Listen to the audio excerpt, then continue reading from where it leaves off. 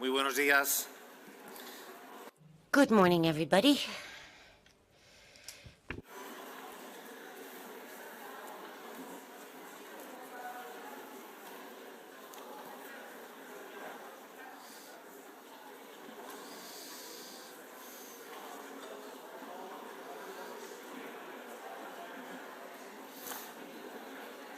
Bien, muy buenos días. Vamos a dar comienzo a esta jornada. Good morning. We're going to start our day's work.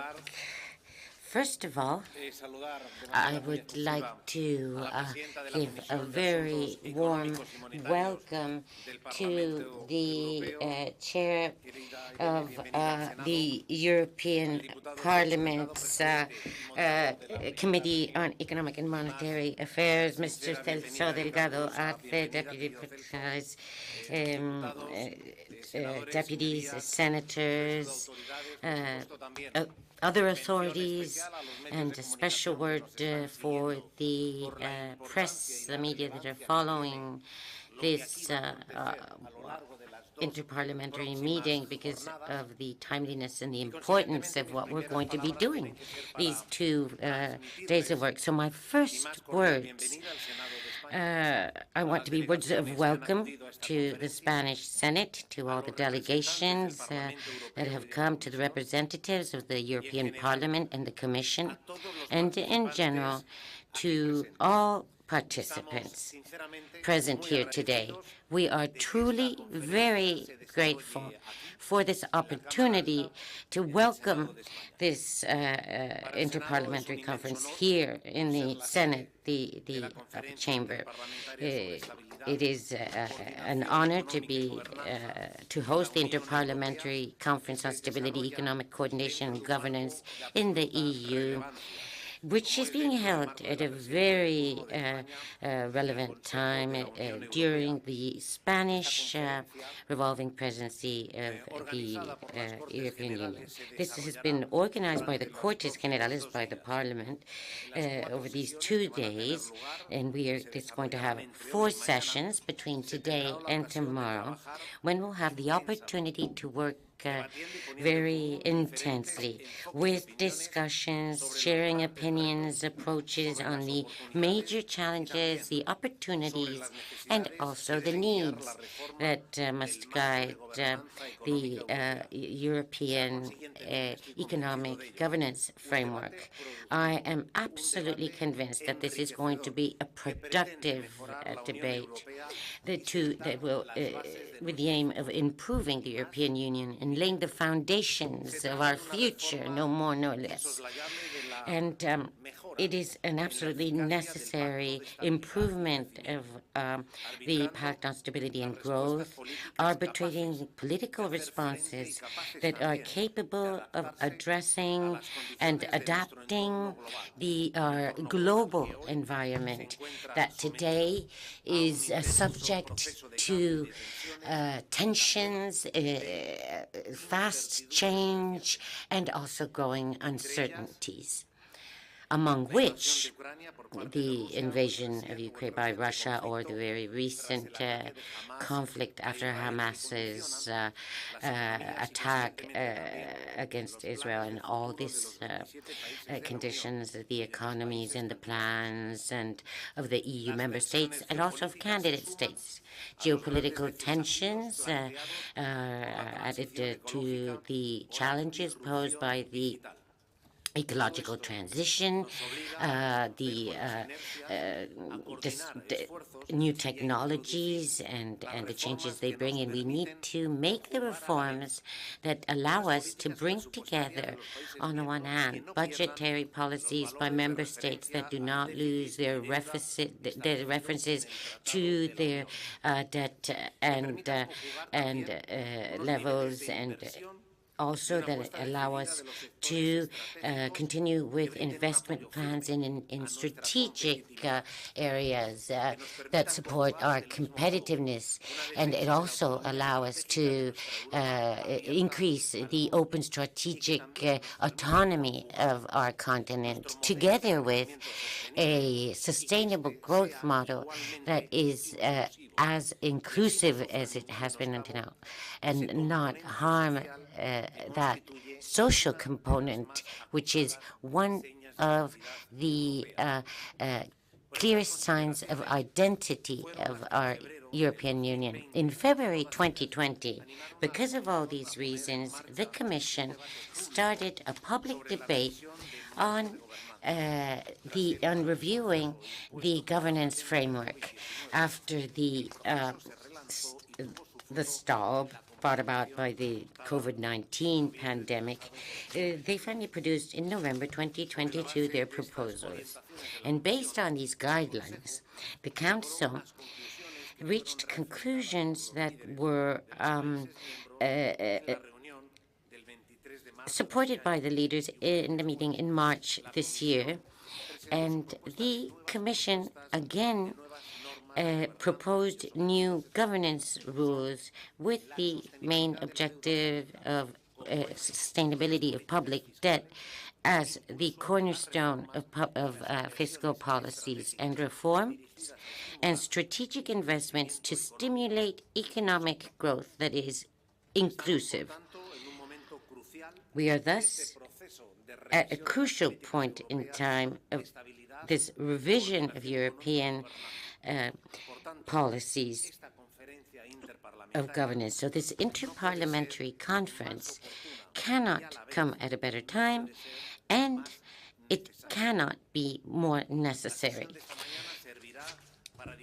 This morning's session will outline the great challenges that the EU has ahead of it in order to update its governance model and to promote its economic recovery in the current international context that is so very complex right now. EU countries will have to address any coming challenges in the future because of changes brought about by new technologies, AI, big data, big data, but never forgetting the social component, the sustainability components that we have to keep in mind for the 2030 horizon. To this, we need to add an ever more efficient and simple administration in order to foster new investments. The administrations, government, and its structures are here to help, not to bring up more hurdles. We need to help those who are generating wealth, jobs, employment, all of which lead to our general well-being. So it will focus on the essential fiscal discipline, the second session of the second session, and the macroeconomic stability and the correct economic and monetary unions functioning. This effective budgetary policies will lead to more competitiveness in a world that is ever more demanding and ever more volatile. Tomorrow, we will focus first of all on the irrenounceable integration of the social pillar into economic governance element, because however urgent the challenges of the double economic and digital transition are, we can never forget that people and their well-being are central to the European project. And the fourth session will tackle the challenge of aligning our opening up to the world with the defense of any threats to our essential, vital strategic autonomy if we do not want Europe to lose its position as a global player and with economic competitiveness. We have to continue in Europe to become to look at integration, to be more united, to be stronger, to overcome threats and weaknesses that intend to undermine the marvelous project that is the European Union, that decisively has improved everybody's lives and the lives in the countries that are its members. Examples are how we were able to take on the situation of the COVID-19 pandemic, which shows that how when we act together and united, we can overcome even the most difficult challenges. The EU has great assets and resources that are recognized as such in other places around the world. And if we put that for the common good, we use that for the common good, we will have a more prosperous and more advanced society. Dear friends, we cannot just relax and feel happy with what we've done until now. This world keeps changing, and it will continue to surprise us with new crises and with new threats.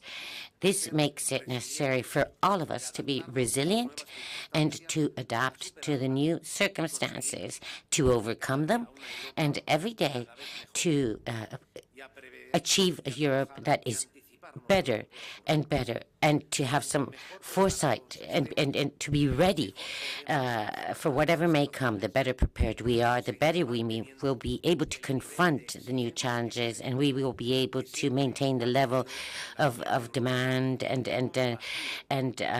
excellence that the EU has had, in which every single member country, to which every single member country has participated. So before I end, once again, I know that this meeting will be very productive, and so we can talk about the future of member states and aspiring countries as well. Thank you. Welcome to this higher chamber, to the Senate, and it is a pleasure to host you. Thank you in advance for all your work, your debates, and your conclusions these coming 2 days. Thank you very much.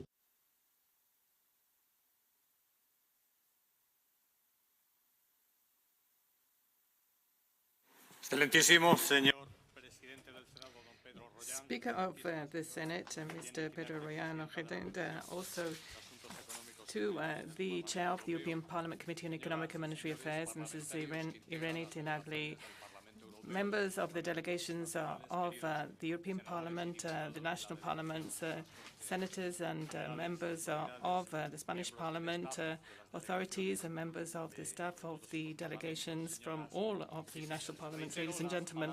I would like to reiterate those words of welcome that we have just heard from our host today, the Speaker of the Senate. Welcome to Madrid. And on behalf of the Congress of Deputies, as part of Spain's Parliament, I am very grateful to you for having traveled to Spain and for having wished to participate in this extremely interesting conference, the Inter-parliamentary Conference on Stability, Economic Coordination and Governance in the EU. This is a conference that meets every 6 months, coinciding with the European Union semester. In the first half of the year, the conference was held in Brussels, hosted by the European Parliament, and I was able to participate in that conference with our delegation from Spain. In the second semester, this conference is being held in Spain, which, of course, holds the presidency of the EU Council, and it is up to the Spanish Parliament, the Cortes, to host this event. It's a great honor for us to do that.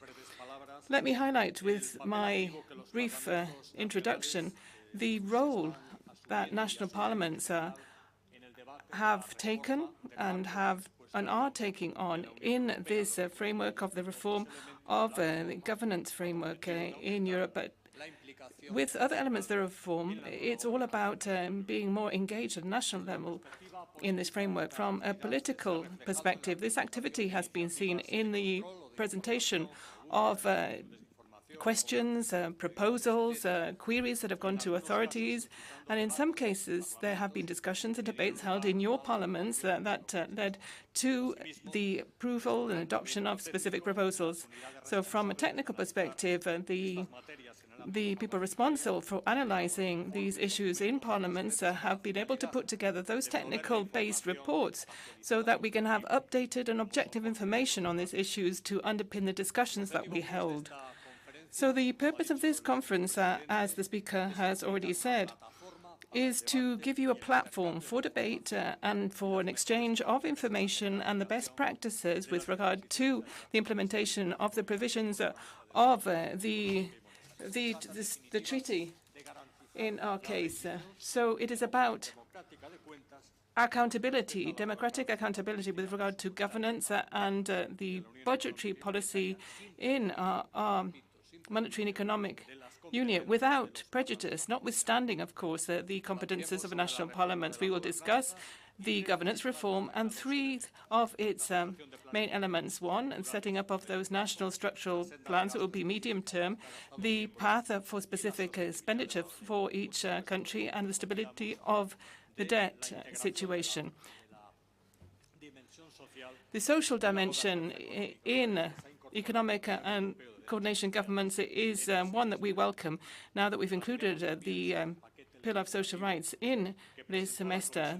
There is also the package that was presented by the European Commission on the 26th of April 2023, which follows on from a process that kicked off in February 2020, which had an initial consultation phase and then a second phase, which was the communication phase from November 2022, which has then led to this proposal for the reform.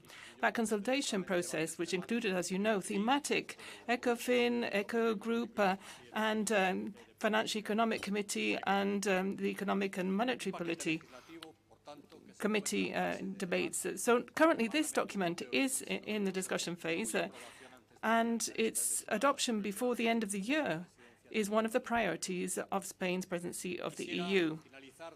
Let me end by saying that we will be hearing from high-caliber, prestigious speakers today, and we're very grateful to them for having agreed to come and speak today. We'll be hearing from Pariti Palasone, who is the EU Commissioner for Economic Affairs Head of Office.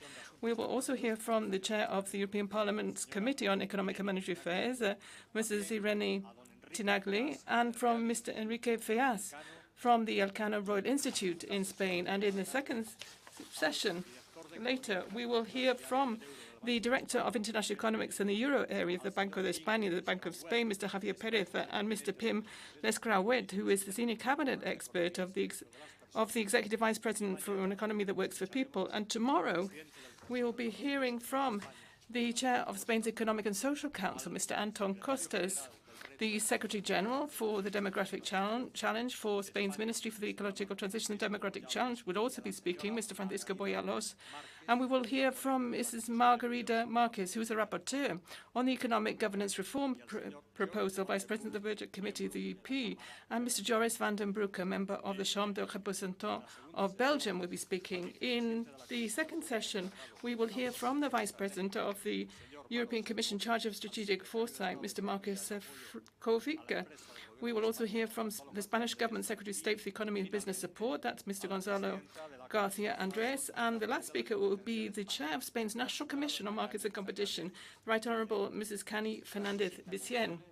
After hearing from them, you, ladies and gentlemen, will have a chance to ask questions, put forward proposals, and share your thoughts. And let me conclude by saying I would acknowledge the work that's done by the excellent team here in the Cortes Generales, Spain's Parliament, who have been working for months now on the preparation of this conference.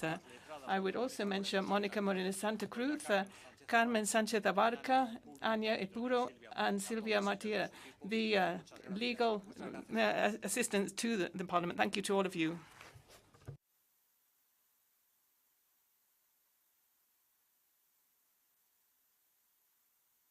Vale, muchísimas gracias.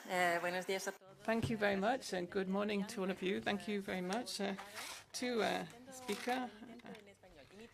I'll try it in Spanish. Just to begin, if you don't mind, I would like to thank the Spanish Senate for having organized and hosted this Inter-parliamentary Conference here in Madrid. This is being held at a crucial moment during the process of discussion of fiscal rules. It's not yet clear what the outcome will be, but what is clear, and this is very positive, I think, is that academics, experts, member states, European institutions all seem to be in agreement now on two key issues. One is the need for those rules. We do need them, don't we? We need rules, but also the need to reform those rules. This is not the very first time that a discussion has been held on the quality of those rules. The first time was almost 20 years ago because the member states, when they realized that they were being put under pressure, they realized that they were going to have to actually comply with these rules. Why? The problem was they had a budgetary bias in their fiscal policy, in growing public debt, and they were not happy about taking on structural reforms. The second time was about 10 years ago. Just after the big crisis that we suffered, we realized that the rules were failing as they were not a substitute there for the explicit coordination of rules because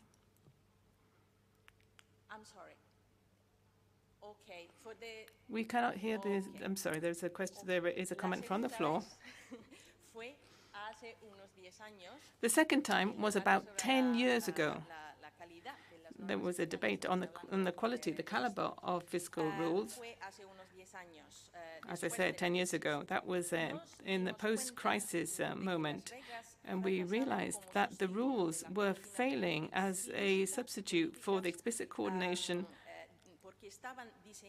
of fiscal policy because they were designed to control the negative effects of overspending, fiscal overspending, but they were not taking into account the negative effect of those fiscal rules. And that is the reason why, after the last economic crisis, there has been a more prolonged and deeper process than elsewhere. It wouldn't be fair to say that over the last 10 years nothing has been done to address this problem. The European Union institutions themselves recognize the limits of macroeconomic governance by issuing that famous communication on flexibility that was 2015, and by incorporating the definition of a fiscal position in Europe. The impact was positive, and it was a major impact. We've been better able to reconcile those rules with growth. Although structural reforms have continued to be given momentum by all countries, now we have to capitalize on that experience in this new review. Of course, the simplification of rules is important. However, simpler rules does not automatically mean rules that are able to avoid us falling back into the same situation as before. Quite clearly, the new rules have to be based on observable data, and member states need to take into account not only the sustainability of their national budget, which is quite clearly fundamental, but also the economic growth targets of the European Union as a whole. And let me add, if I could, all of those priorities of the European Union that we now have in terms of sustainability, the green transition, and so on and so forth. The Commission's communication from November 2022 and the legislative proposals of April this year are a good platform for the discussions that we will hold over the next 2 days. So we hope you have a good work. Thank you.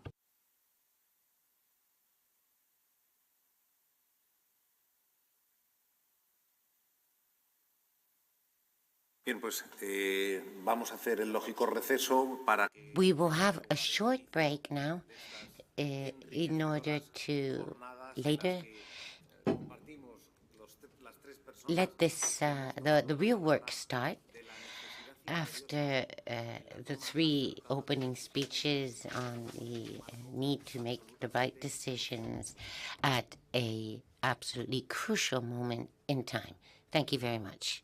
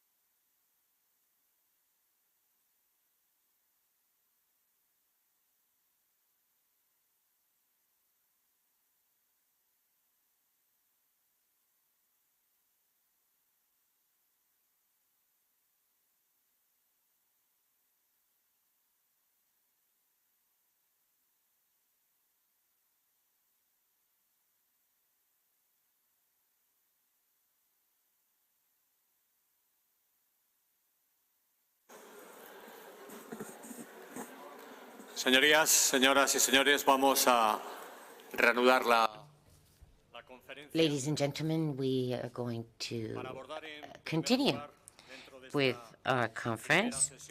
In order to in this first session, the challenges of government and the economic recovery of the European Union in the international context. And I'm going to give a very brief introduction. In 2002, the European Union produced a after consultations, talked about the economic governance of the European Union and its reform, managing to achieve a simpler, a more effective and transparent system in order to reduce public debt ratios in a realistic, gradual and sustained way, and improving inclusive economic growth through strategic investments.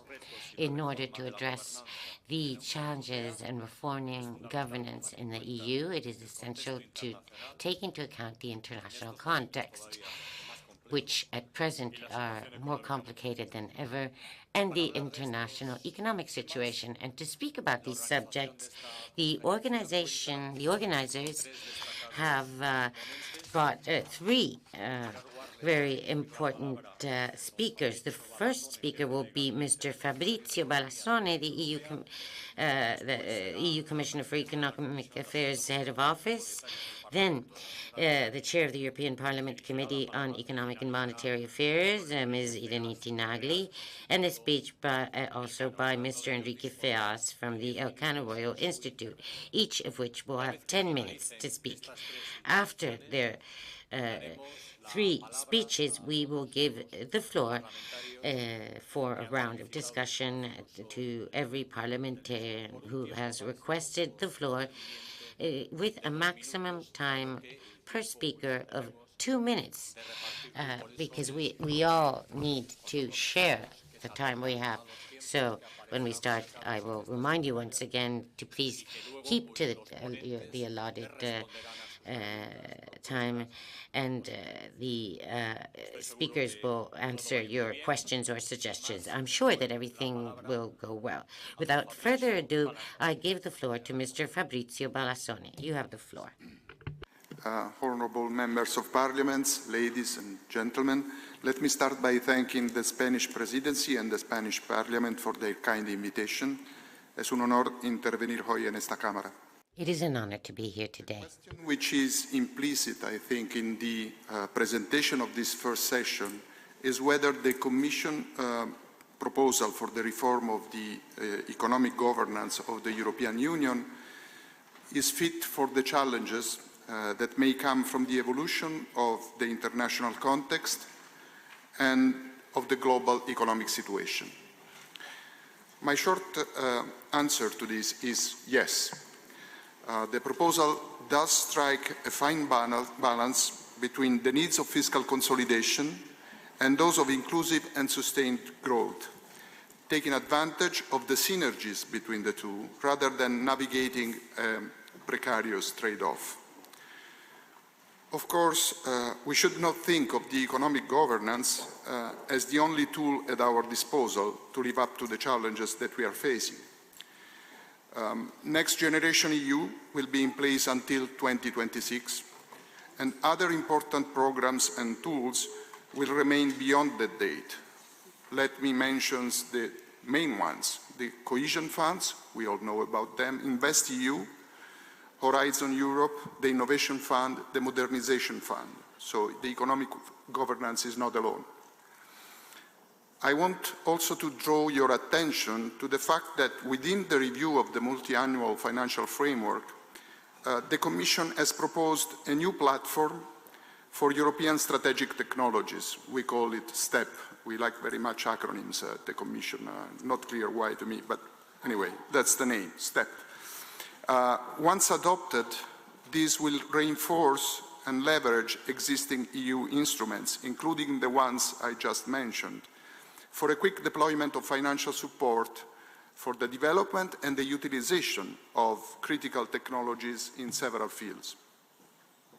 So this said, let me take a closer look at the challenges posed by the international context and the global economic situation, starting from short-term prospects to move to the longer term and to more structural issues. Europe was more exposed than most parts of the world to the economic fallout of the energy crisis unleashed by Russia's invasion of Ukraine.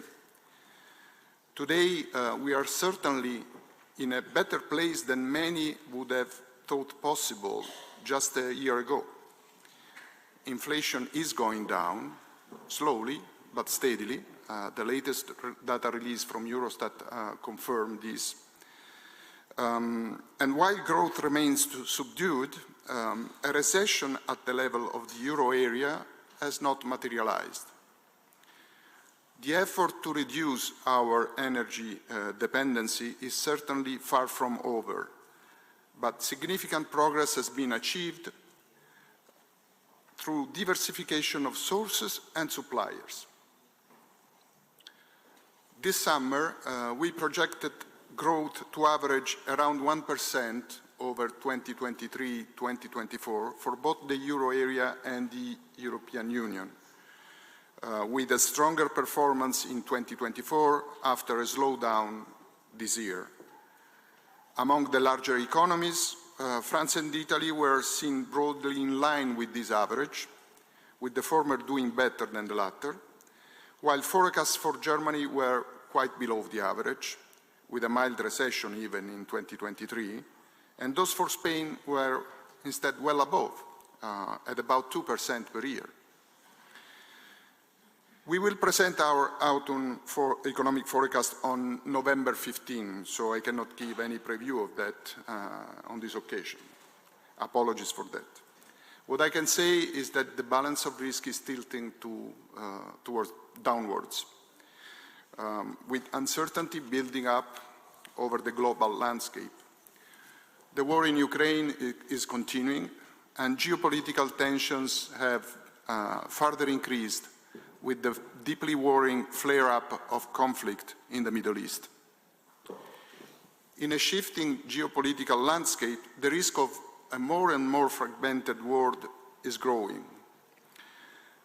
In a less cooperative environment, the advantages of international trade are losing traction compared to the risks coming from critical dependencies. Overcoming such dependencies will require significant investment, both private and public. This adds to the resources needed to close the gap between Europe and other advanced economies in terms of innovation capacity and ICT development. In the longer run, innovation leads productivity and therefore growth, and this is all the more important for economies where population is aging rapidly, such as in Europe. Let me just recall two facts. First, Europe invests only 2.3% of GDP in research and development, compared to more than 3% in the US and Japan, and to more than 4% in South Korea. Second, there is a large difference in the share of EU firms' innovative activities compared to the US, as shown by the European Investment Bank survey. This overall picture for Europe needs, of course, to be nuanced. Several countries in Western and Northern Europe are as productive and innovative, or even more so, than the United States. But this also points to a convergence within Europe that needs to accelerate. Our latest innovation report, which we published earlier this year, provides plenty of evidence in this respect. Finally, the global existential threat of climate change adds to the investment bill for Europe, with the enormous resources that will be needed over the coming decades to finance the green transition and achieve our environmental goals. Let me conclude on the economic situation with two encouraging elements. First, Europe has already developed a strategy for the green and digital transition well before the energy crisis, so we were not caught unprepared. Security concerns have added a sense of urgency and perhaps refined the direction for the implementation of that strategy, but certainly they have not fundamentally altered its main tenets. Second, European firms are also moving fast. They are investing heavily to green their production processes and make more efficient use of resources. This kind of innovation has been found to have positive spillovers on firms' productivity.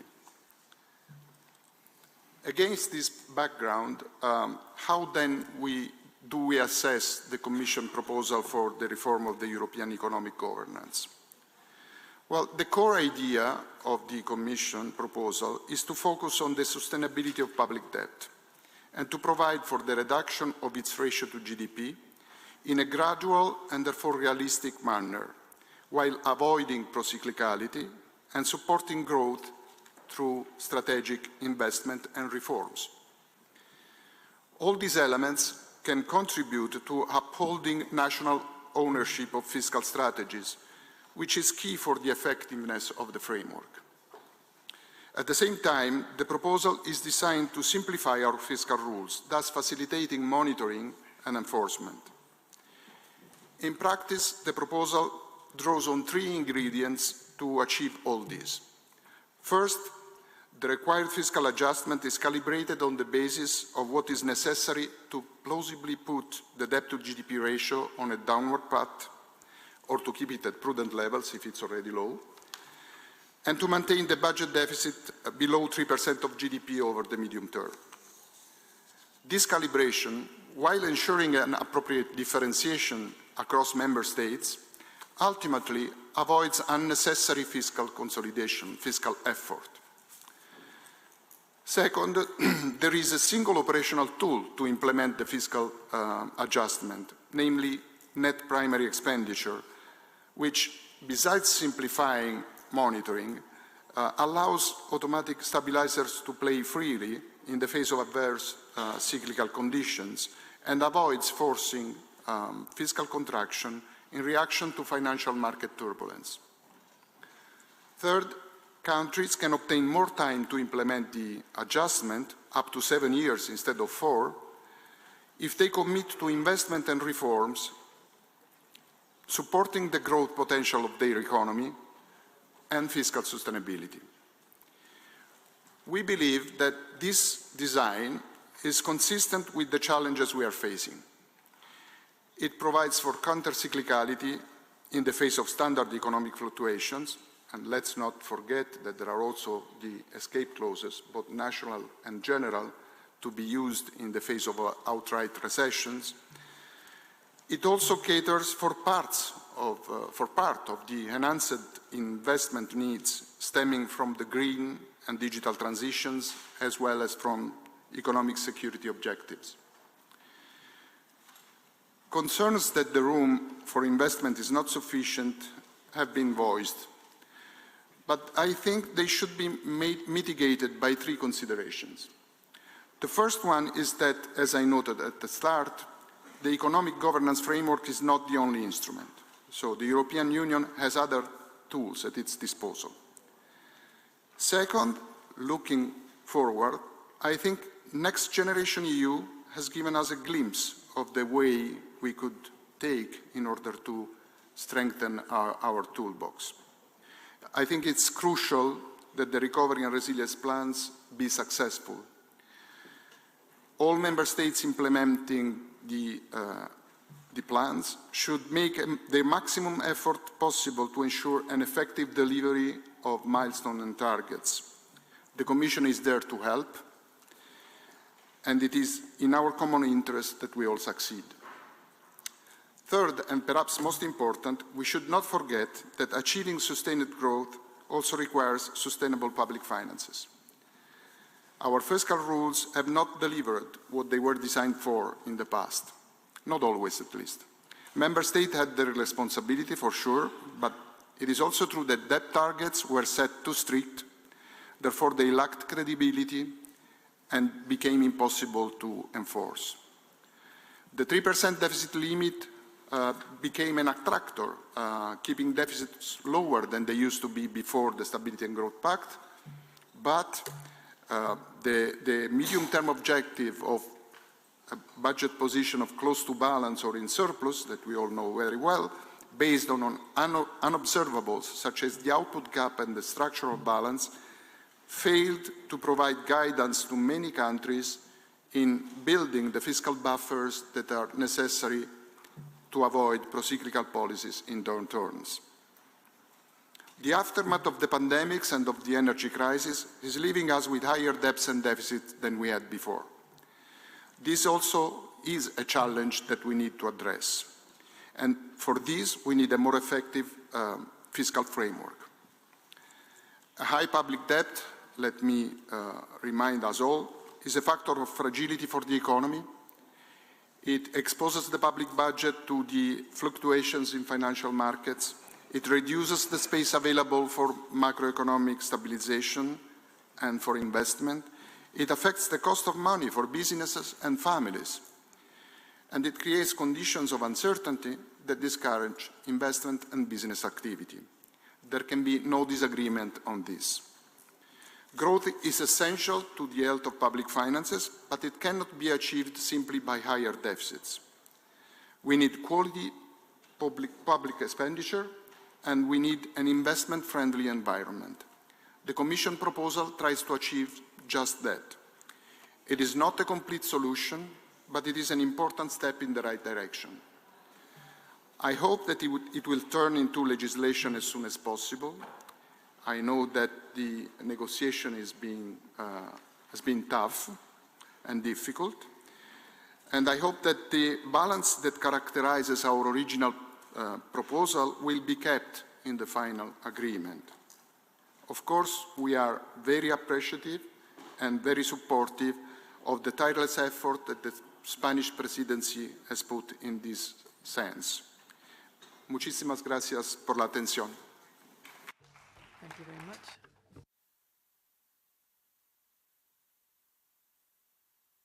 Muchas gracias, señor Balazzoni. Thank you very much, Mr. Balazzoni. Mrs. Irene Tinagli has the floor now. Thank you. In English.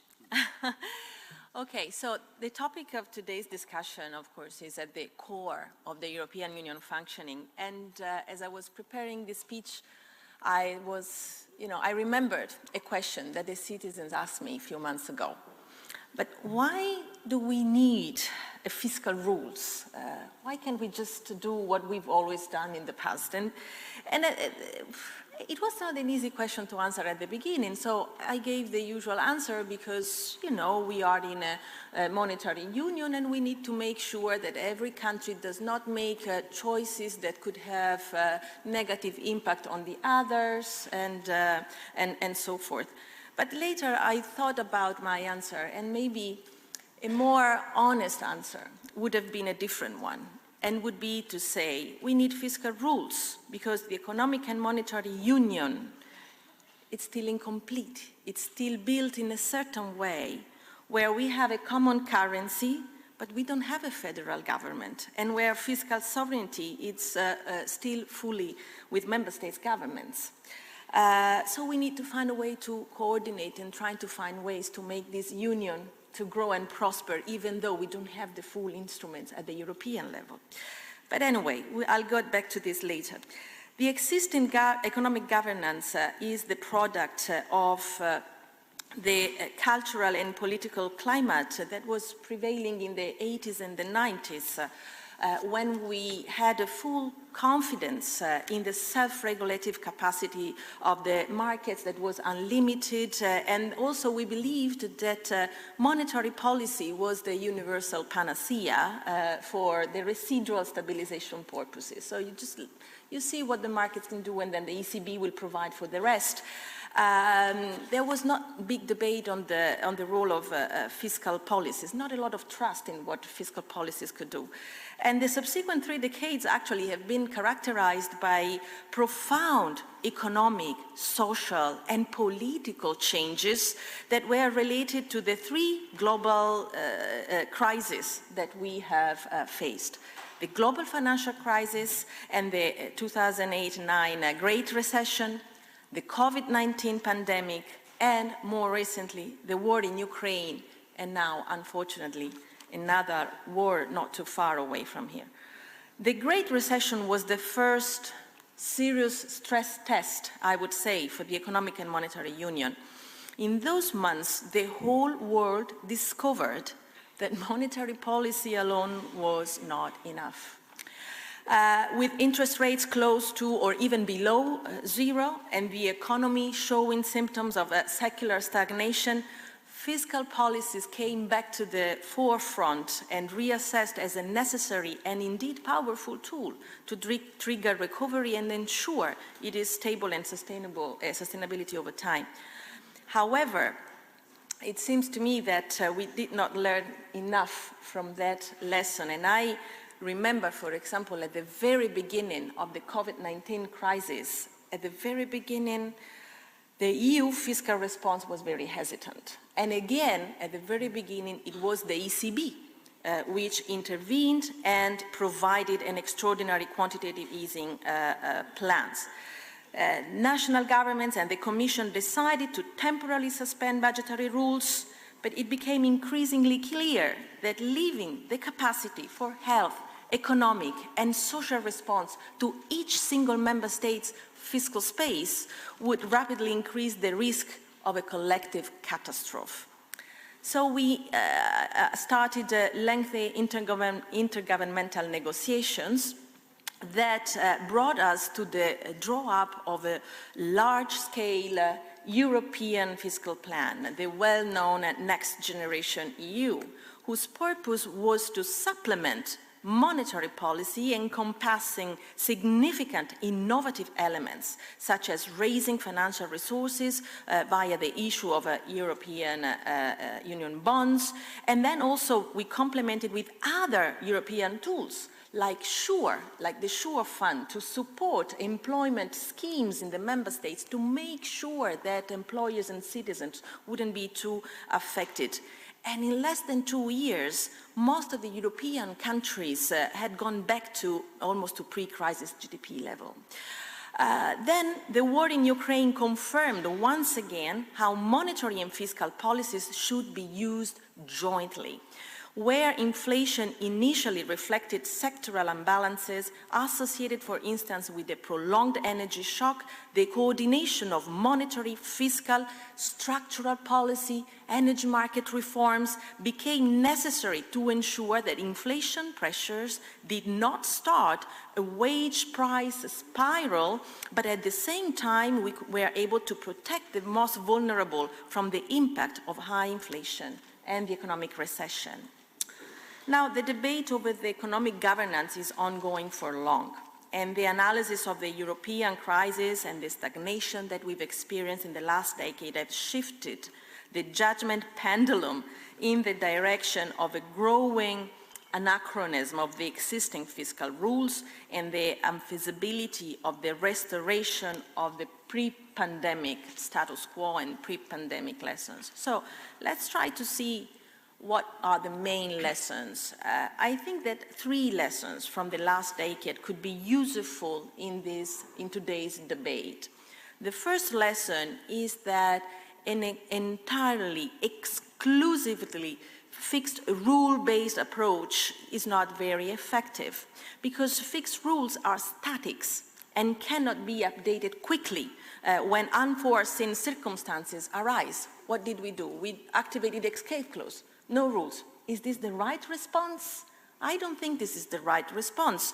Rules that apply only when you have a good weather end up producing uncertainty, because people do not know what will happen if something bad takes place. So this will be destabilizing expectations. You don't know what to expect in case of crisis. The second lesson is that drawing up rules that are capable of taking into account all potential future events is impossible. Nobody could have foreseen the pandemic, or they didn't even foresee the war in Ukraine.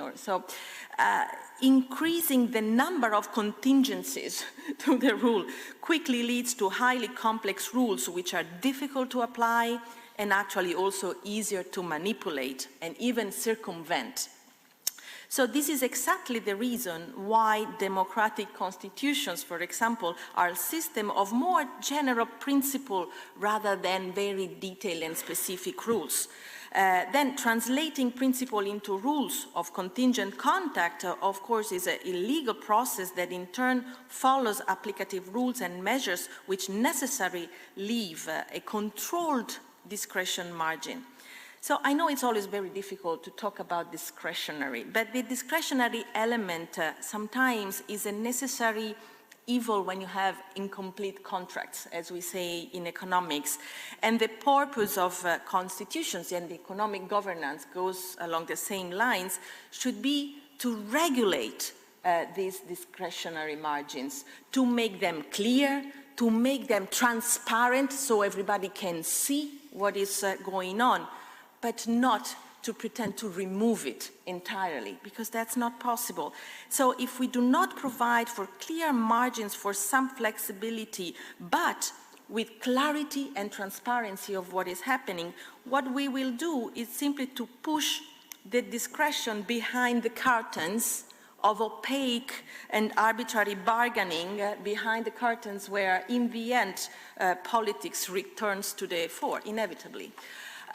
So the third lesson is that delegating fiscal policy entirely to individual member states that are constrained only by a set of rules which ignore macroeconomic externalities is no longer possible. The era of do your homework alone is over. Individual member states' budgetary policies must be more effectively controlled, but at the same time coordinated and harmonized to maintain a balanced euro area fiscal stance in order to minimize negative spillovers from individual budgetary policies onto other member states. So the legislative proposal put forward last April by the Commission seems to me to move in the right direction. There are many positive elements, and I thank Mr. Balassoni to have illustrated all of them very clearly.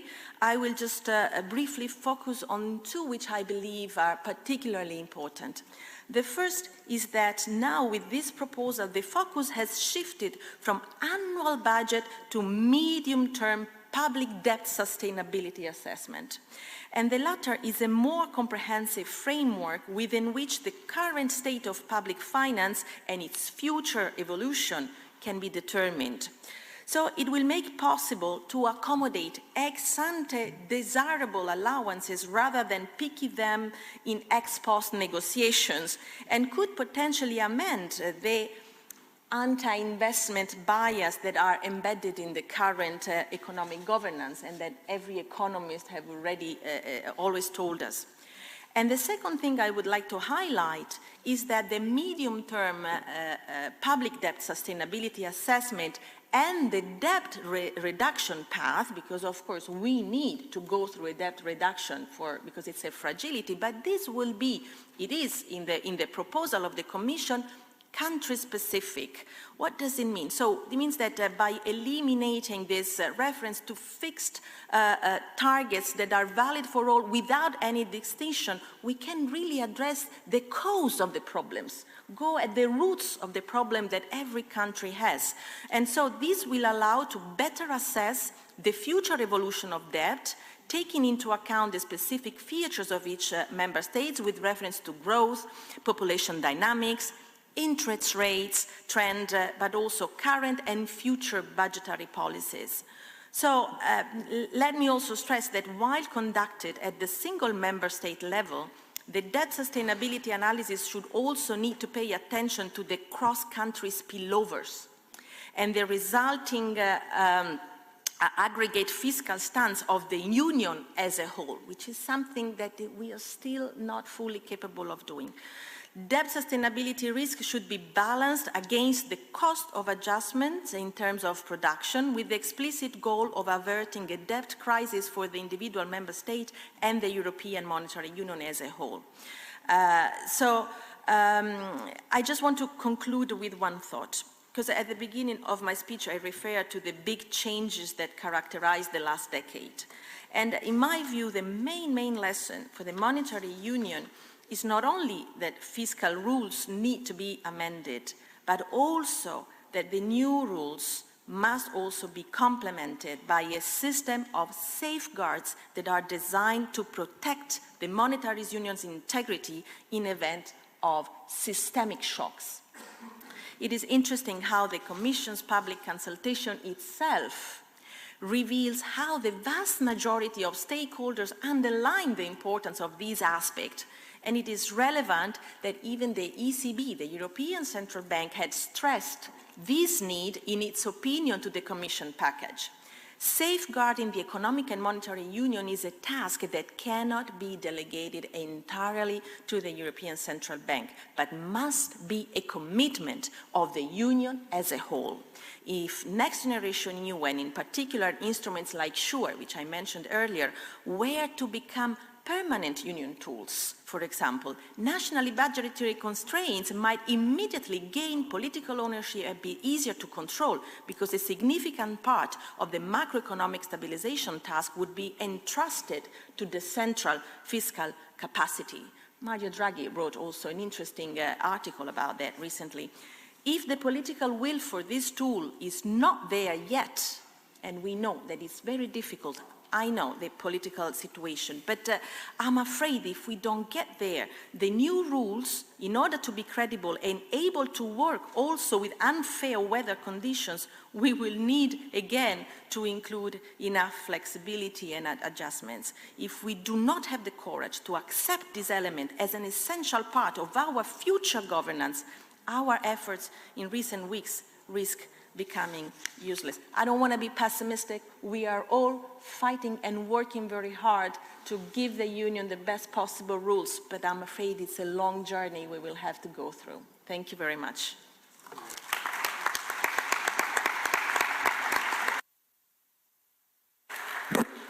Muchas gracias, señora Tinagli. Es el turno ahora. Ms. Tinagli, now we give the floor to Mr. Enrique Fea.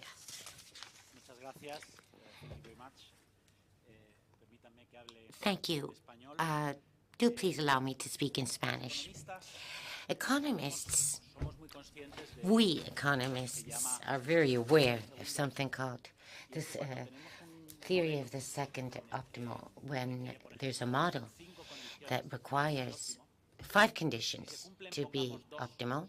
If 2 are met, only meeting a third could be better or worse. aproximarse al óptimo.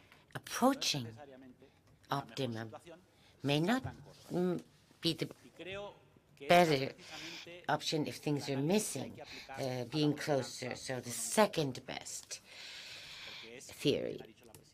All this affects our economic governance. It's an incomplete monetary union, as Ms. Tingali said. What do we need to make it work? What conditions needed to be met for it to be optimal? We need a single market that works. We need a real banking union, a single supervisory system, and a single capital markets that allows us to finance all the needs we have nowadays in Europe. We also need a European secure fiscal, safe fiscal asset, because if not, most of their banks will invest in national debt. And we are very dangerously linking banking risks with sovereign risks. And that does not work. We know that very well, as was proven during the crisis a few years back, as you all will recall. The third thing we need is a fiscal rule system. This is absolutely essential. And why is it essential? Chair Tinagli said so well, because the imbalances of one country affect other countries. There are external effects on fiscal imbalances of one country. So we need rules, and we need them to be clear, and we need them to be implemented. We all agree on that. And we also need a permanent fiscal capacity, because we are waiving the interest rate and the exchange rate.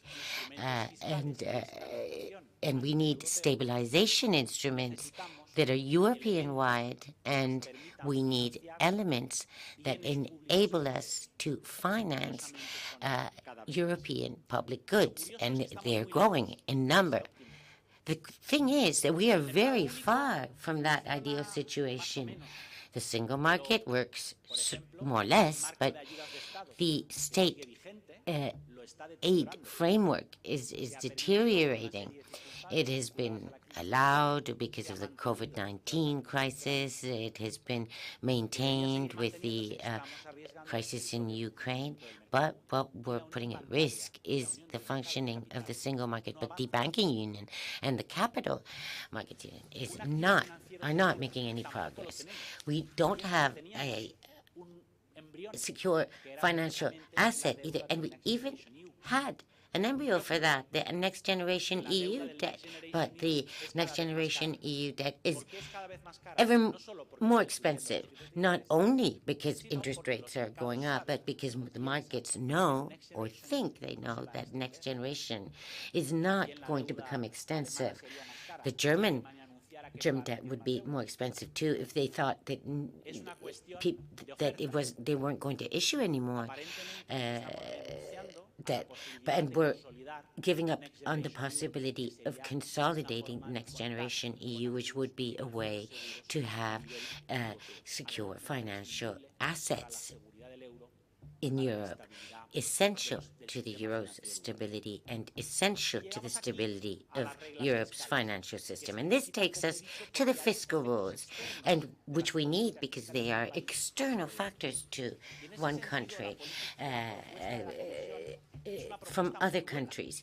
And it's a good proposal, the Commission's proposal, in many ways. It focuses on an expenditure rule, something that had been proposed years ago, that establishes a flexible path for adjustment. All very good, and it cannot be criticized. The Commission's proposal is excellent, but excellent for a world that no longer exists, a world in which we need to finance, first and foremost, European public goods, which in the current geopolitical context are much more than years ago.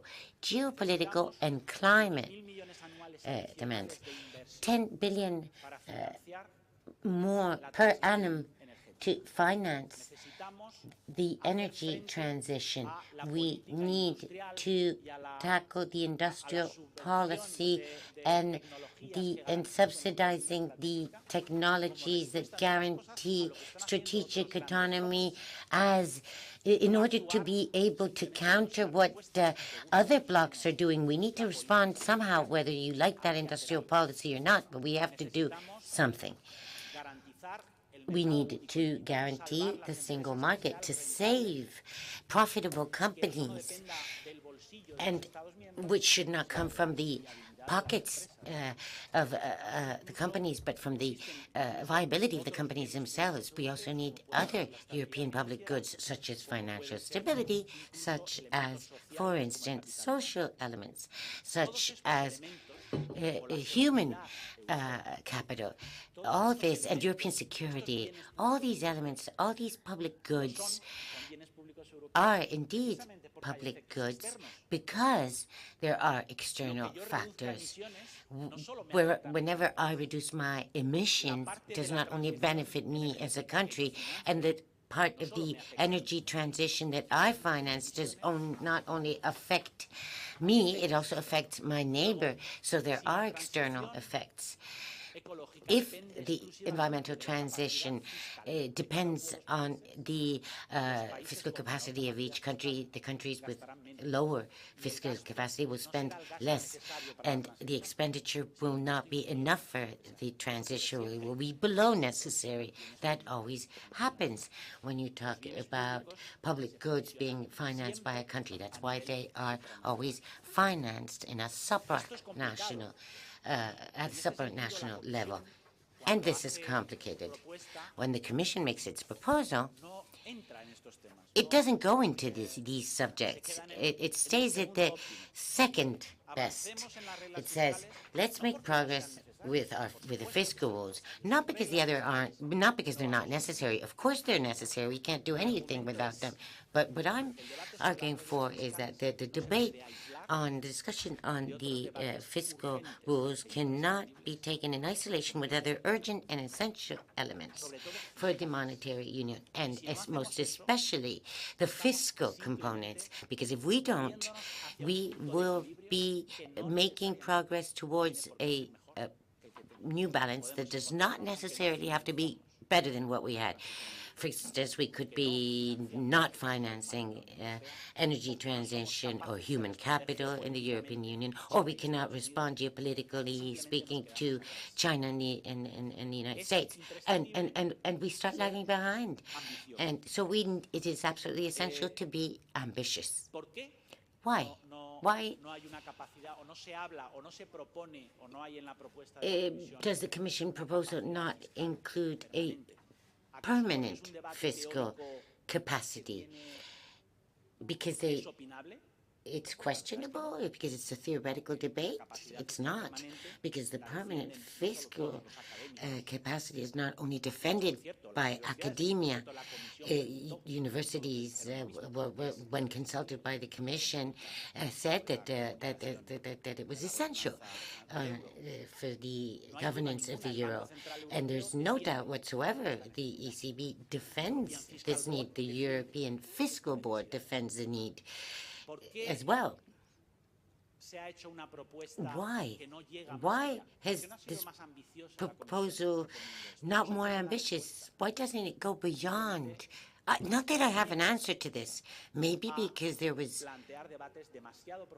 a fear of proposing treaty reforms that led to debates that would go too in depth, or then that maybe Europe wasn't ready because of the banking union, capital markets, fiscal capacity, next generation EU to let it actually gel. Well, because there's fear that there could be a rejection to reforming the treaties, or being truly ambitious in a world where everything changes at the speed of light, and we need to react. But it is somehow contradictory, and this brings me almost to an end. Why does the European Commission take on its energy transition if it's not certain that the United States and China will go along with them? Well, it's very easy. Their argument is that we need to lead by example. We need to start, and others will follow. They don't say, let's not take it on, this energy transition, because we don't know if the United States or China will come along with us. Well, let's do it here too. Let's be ambitious. It's exactly the same debate. And what is in the realm of treaties? What is leading by example? Reinforced cooperation. If that's what it's called, if there are countries that are not ready to make progress with in-depth fiscal cooperation that we need to make progress, well, those who can do so, do it, and lead by example. Thank you very much.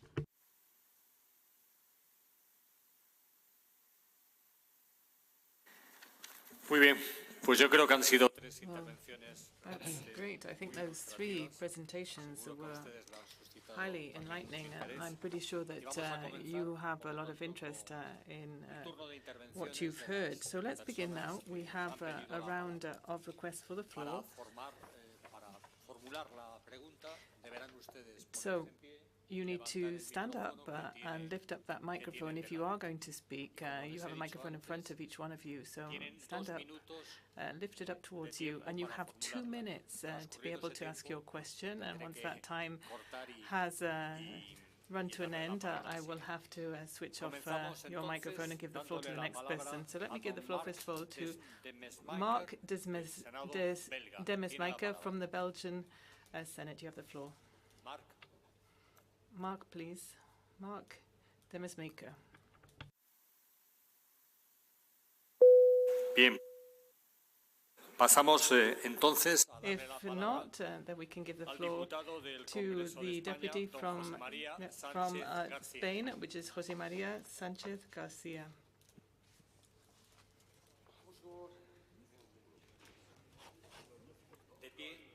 Please stand up, and you need to switch on your microphone. You should activate it. Thank you very much, Chair. I've been listening very carefully to the presentations we've heard, and I believe that the Commission's proposals and partly what we've heard here, are still not concrete enough. They are too vague. We have heard from Mrs. Tengmanen. She was talking about the fact that the need for physical rules not to be established, and then Mr. Fayas didn't seem to agree.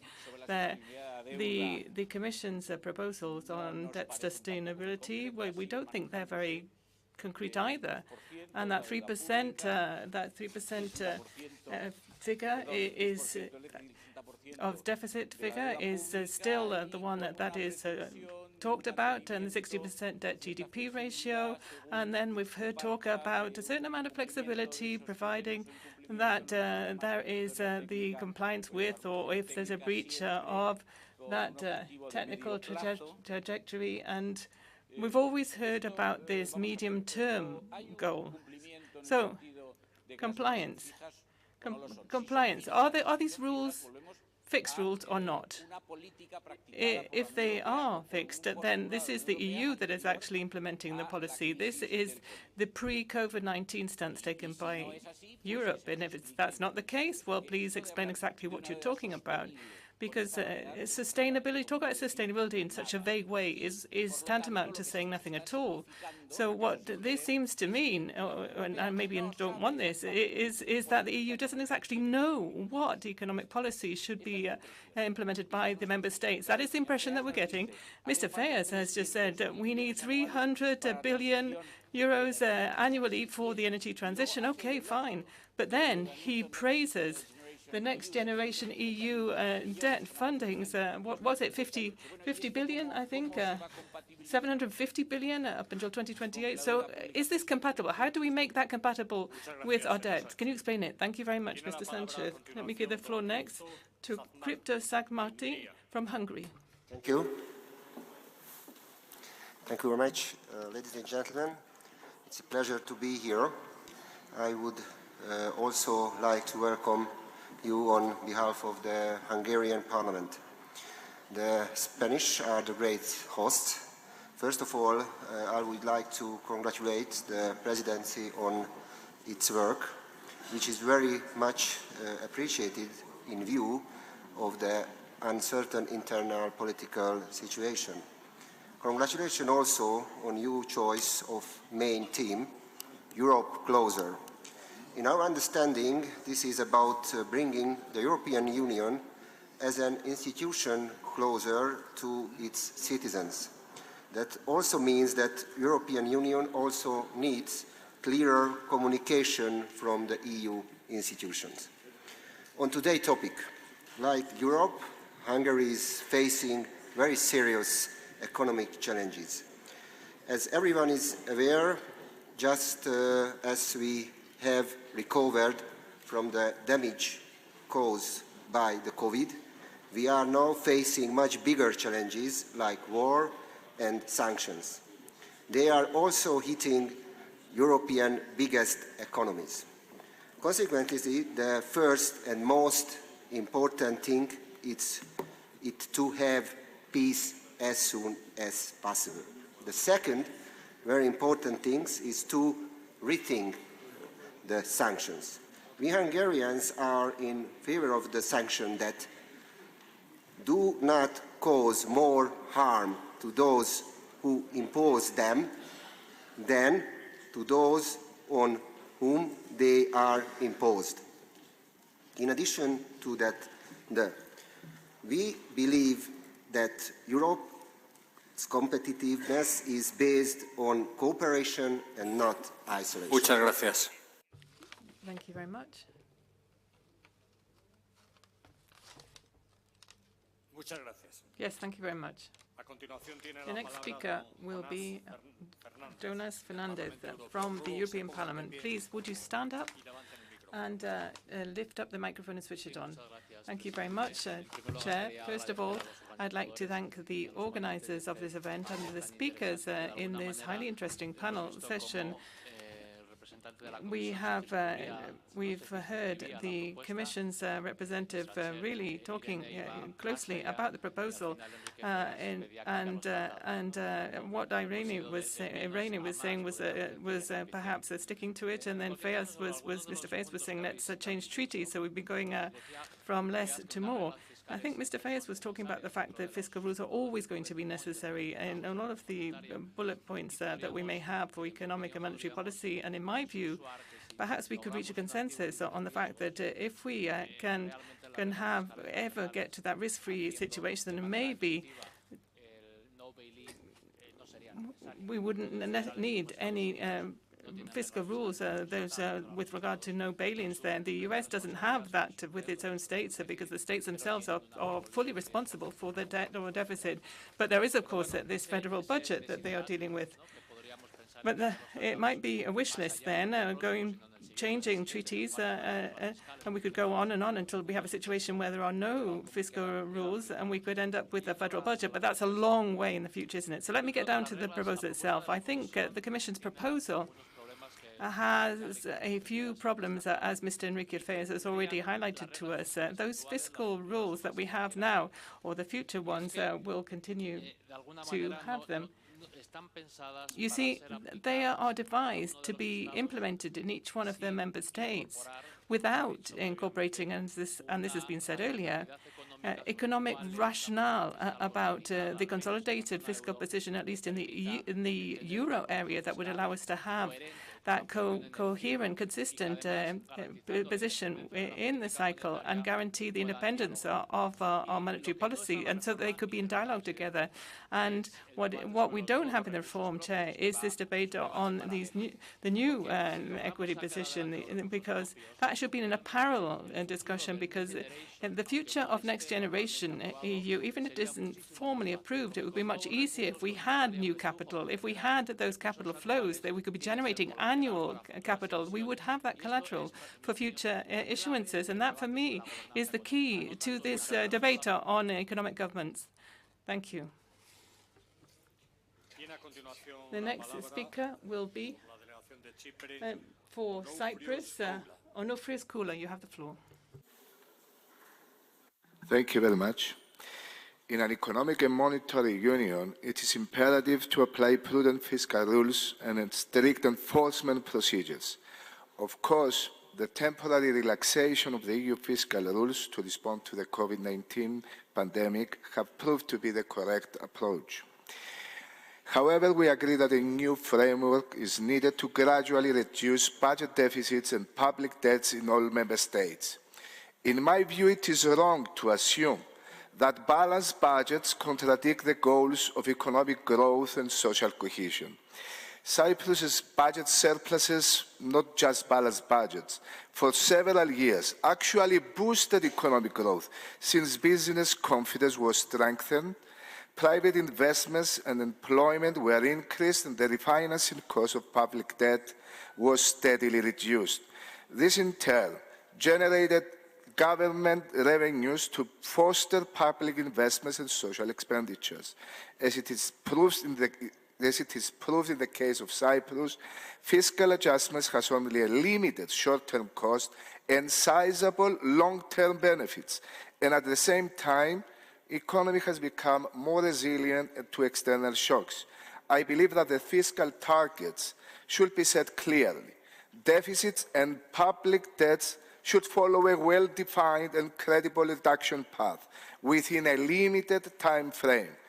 And in fact, the Recovery and Resilience Fund should be seen as a great opportunity to finally achieve balanced budgets by all member states. And I think this must be our primary objective for a better economic and monetary union. Thank you very much. Muchas gracias. A continuación tiene la palabra. Thank you. Now we give the floor to Claude Raynal of the French Senate. Chairman, dear colleagues, the implementation of a new common governance with this framework of fiscal budget together with the budget. Europe has multiple challenges. It has technological and climate challenges and the corresponding budgetary effort. The presentations by the budget want to correct and pave the way for the growth pact with rebalancing the public debt and integration in growth. This needs also, and we also need to foster public investment. The new framework must involve member states who must appropriate the process. We need public finance, and second, this growth must be inclusive. We must have to be able to preserve investment with the efforts of and at the same time spend towards environmental transition.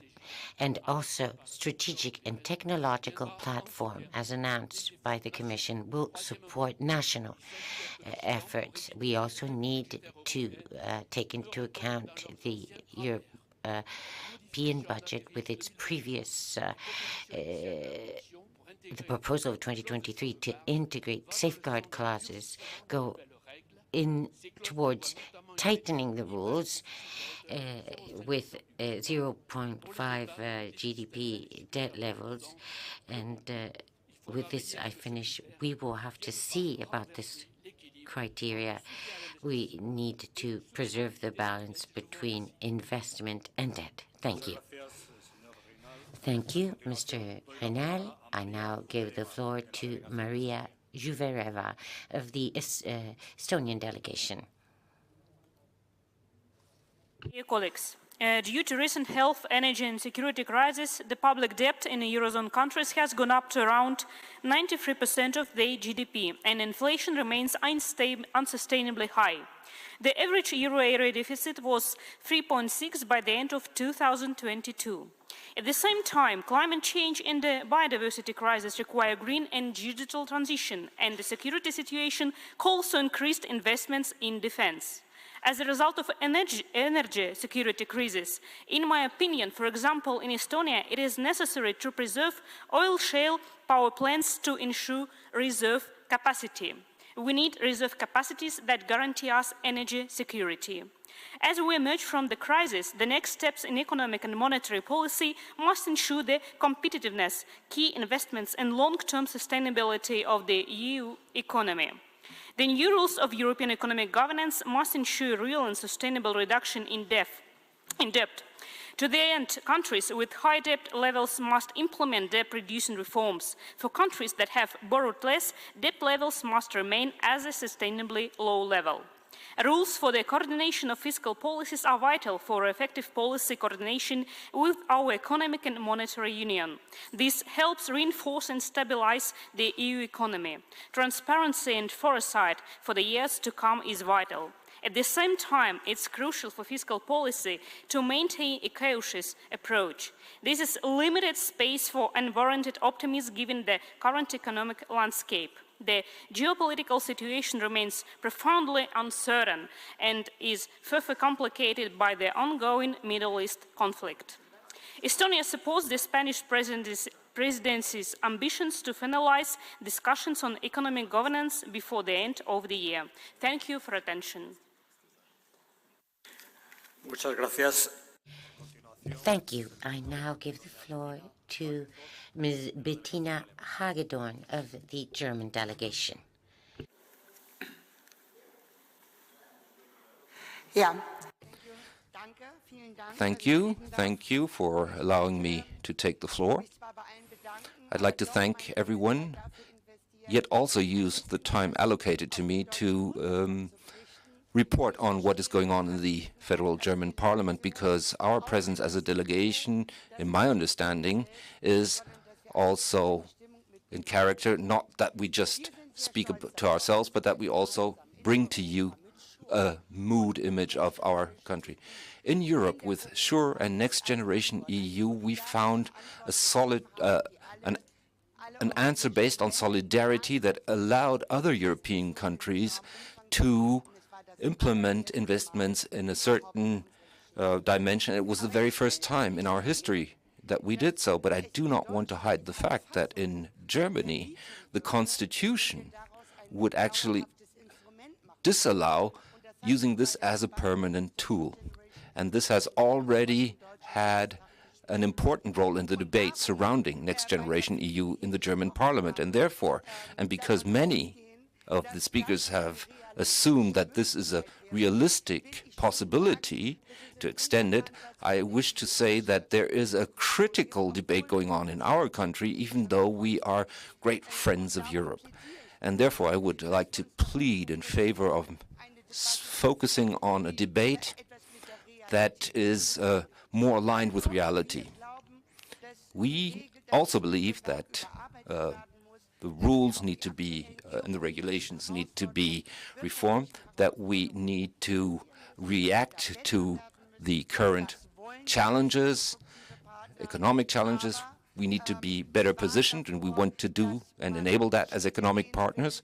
But we also want to make sure that steps are not taken that currently are simply not advisable, because we are also responsible vis-à-vis the taxpayers, and that we need to make sure that we spend their money in a sensible way and not without any other control.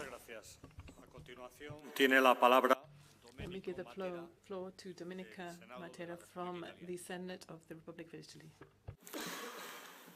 Un punto fondamentale per l'Italia è che tornare al patto di stabilità come l'abbiamo There is one fundamental point for Italy, that is to go back to the Stability Pact. As we know, it would be a big mistake. Negotiations on the new economic governance are ongoing, but they still have not come up with those shared solutions. It would be unimaginable for us to go back to that old Stability Pact, to the old rules, because that would not take into account everything that has happened since COVID. It has been proven that the rules need to be reviewed and revised. We have to be absolutely clear about this with our citizens, because otherwise we have our cohesion funds, and on the other hand, we have rules that don't allow us to use those funds. Therefore, we're all interested in not going back to the old pact, and the Italian government is absolutely clear on that point. There are technical solutions that have been proposed, and we've heard about them already in this discussion. They're absolutely fundamental for our future. We have to come up with new European rules and take into account public investments, because they are our financial levers that are so vital to us to be able to have a long-term stability, and they need to have that impact on sustainability of public finances. We need to do everything possible to ensure that public spending, together with the financial programs for the ecological transition, so on and so forth, are excluded from this new Stability and Growth Pact. They are necessary instruments that are essential for us to be able to achieve the European Union's climate goals to reduce our structural dependency on fossil fuels and to ensure that there is greater competitiveness in the whole European Union. Therefore, those investments are crucial, and we should not overlook that. Furthermore, we also believe that the member states need to be in a position to be able to actually be fully aligned with the European policies without any obstacles of any kind. The next speaker will be Herbert Dorfmann from the European Parliament. Good morning. I actually very much agreed with what Mr. Fayes said. I think we cannot see, and I'm convinced we cannot see economic stability and this package independently from other things which are happening in this world in this moment. And you mentioned the cost of the war in Ukraine, the cost at a national level, but also at European level. I would add also enlargement. We will have high costs for enlargement in the years to come. And there's the whole green transition. So how to deal with this? And I see in our situation, the European Parliament, mostly the idea say, okay, do not calculate these costs for the aim of this package, so for economic stability. But this does not solve the problem, because not to calculate the cost does not mean that these are not debt. Always debt there are. This simply improves the figures, but does not improve that does not solve the problem itself. So I think we need a broader approach. We need to try to find costs which are connected with international challenges like Ukraine, like enlargement, like green transition, and we need to bring these costs on a European level. So we need to have a parallel system where we say, okay, we cannot calculate these costs at a member state level, but we need to bring them on a European level and a European debt level. Otherwise, I cannot see how we can create a system which brings to more convergence and not more divisions, as you mentioned. Thank you very much. Thank you very much. The next speaker will be Arminas Lideka from Lithuania.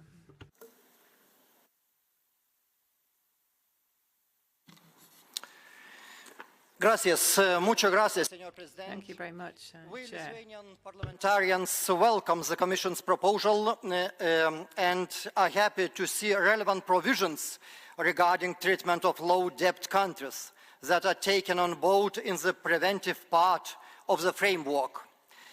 We believe that it will reduce the risks of unreasonable build-up of debt in currently low-debt member states. Nevertheless, there are a number of areas that need further work and clarification. First of all, in the face of Russia's war against Ukraine, it is important to ensure the security and defense capabilities of European Union states.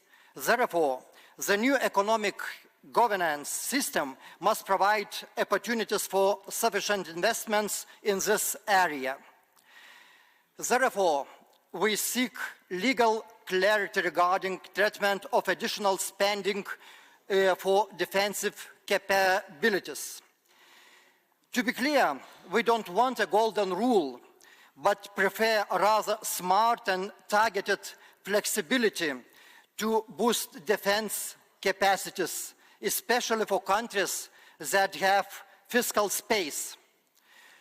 For instance, defense spending should be considered a relevant factor when evaluated violations, breaches of the 3% deficit limit. Another issue is the role of European Fiscal Board. We strongly believe that a larger role should be given to it, helping to increase the transparency and credibility of the framework. We would also welcome a strengthened role of independent fiscal institutions, prescribing them more tasks in doing macro-fiscal analysis as well as the evaluation of the compliance of European Union rules. Independent fiscal institutions' opinion in these cases could be useful, although we think it should remain an opinion and not policy prescription. Lastly, Muchas gracias. Thank you very much. The next speaker will be Zoltán Vajda from Hungary. Thank you, Chair. I'm very interested in debate. However, I do believe that there is an inherent contradiction between meeting these so-called fiscal rules versus raising the standard of living of the citizens. I'm coming from the unfortunately very troubled country of Hungary, and I'm sorry to say that we are doing very poorly in both of these respects. As our standard of living is second to last in the European Union, only Bulgaria is behind us, as the country of Romania has surpassed us very recently. In addition to this, we have extreme economic and fiscal problems as well. We have stagflation, a fourth quarter in a recession, coupled with a very high inflation of above 15%, and a national currency that is fluctuating very, very volatilely. Finally, we have a very high debt to GDP ratio and a budget deficit that is forecasted to be approximately over 5% the second year in a row. Why did I say all of these bad economic information about the country that I love very much, Hungary? Well, to convince you that Hungary, despite that Hungary desperately needs the European Union funds that it is entitled to. Yes, we are entitled to these European Union funds, I say this. However, in my head, it goes without saying, and it is obvious to me, that European Union decision makers have set preconditions for these funds. Obviously, they have set preconditions for these funds. And I'm very, very disappointed to see that the Hungarian government has persistently been unable to fulfill these conditions.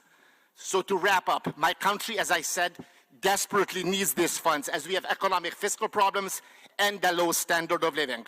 So I beg you, I actually beg you to please find a mechanism whereby these EU funds, despite the actions of the government, reach the population directly. So somehow find a mechanism where it reaches the people through the local governments, through cities, through civil unions, and somehow bypass the government that hinders this process. The government has done everything to hinder the process, bypass the government, and give the money to the citizens, to the country.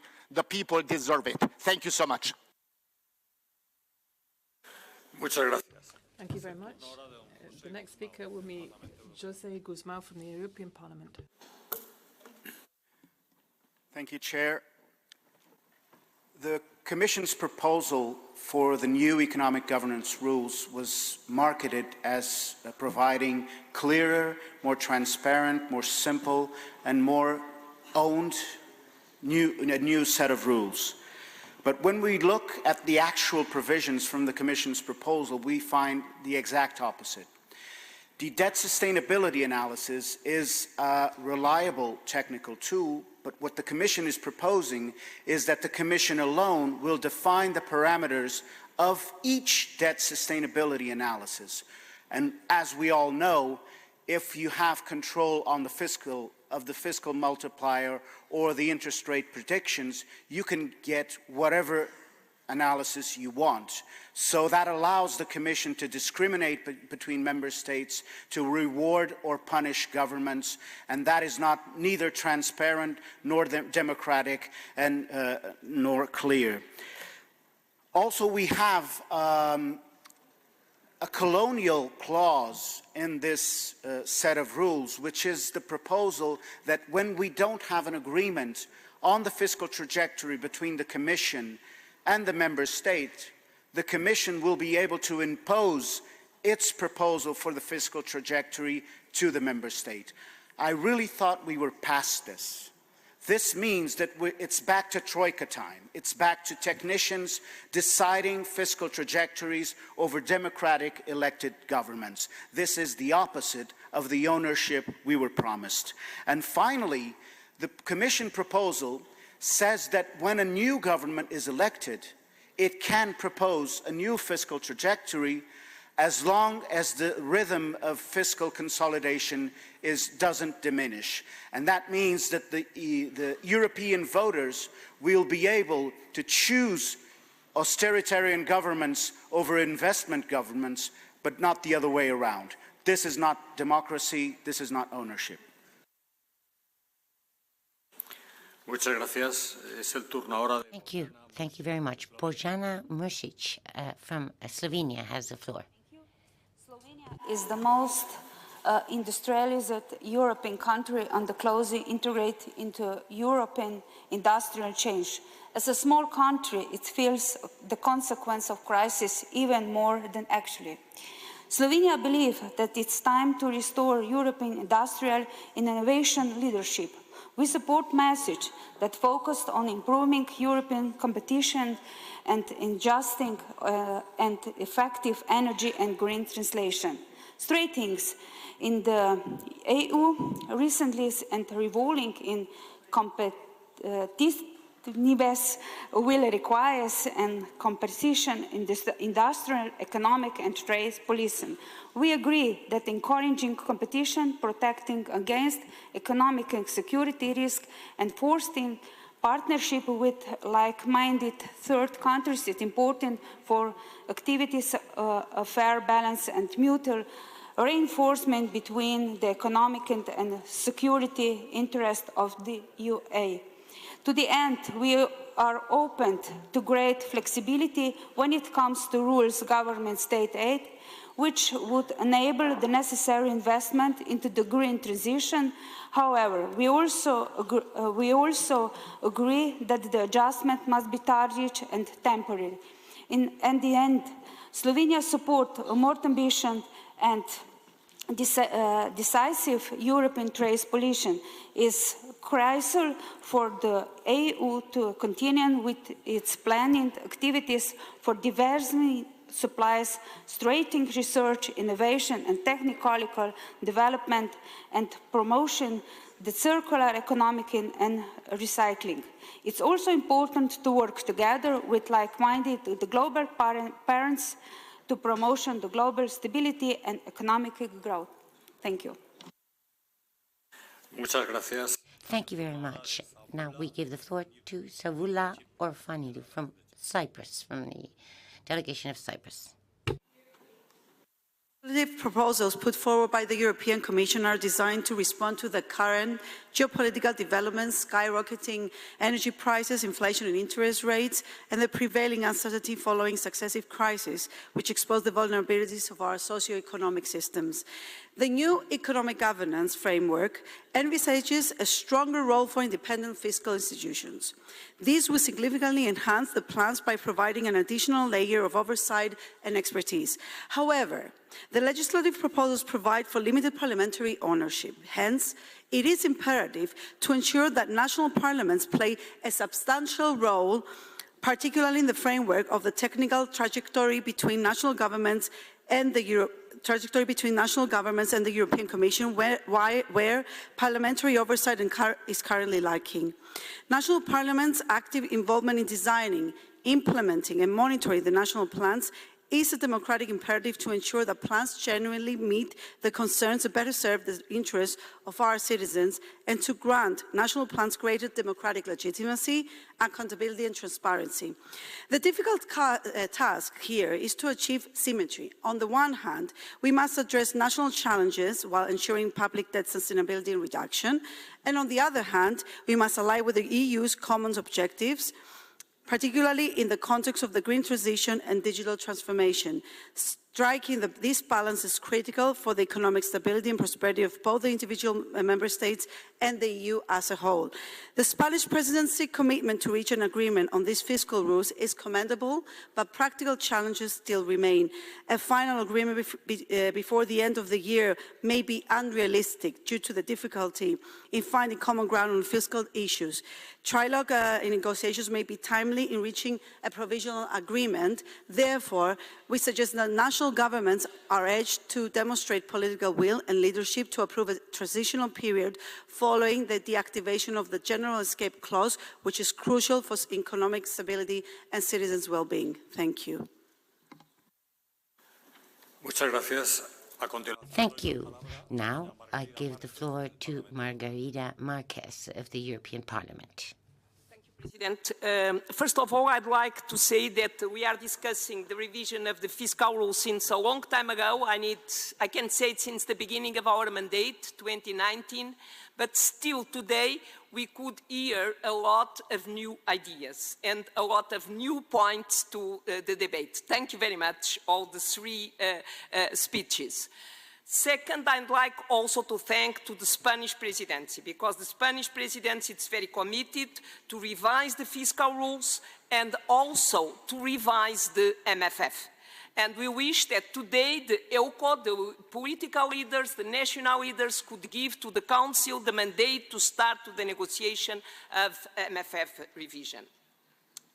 Concretely on fiscal rules, I appreciate very much that Mr. Barrason spoke on we need that Next Generation EU will be a success. I fully agree with you. We need it. We need it to the recovery of the EU economy, the national economies, but we need to ensure the repayment of the Next Generation EU, but finally it must be a success and to identify good lessons for the future. And when we speak on fiscal capacity, on the EU permanent capacity for investment on public goods, this is a good starting point. Sure mechanism and also the Next Generation EU for the future. But I have a final comment. It means you said that to do the economic governance as a whole, we need to revise treaties. My answer is no, I can't agree with you. It means we can't wait for the revision of the treaties to do the three main points that you identified. It means create a permanent fiscal capacity, complete the banking union, we don't need to revise the treaties, and also the coordination between fiscal and monetary policy. So it's something that we need to do, and we can do it in the framework of the current treaties. Thank you. Muchas gracias. Thank you. Now I give the floor to Bogdan Klik from the Polish Senate.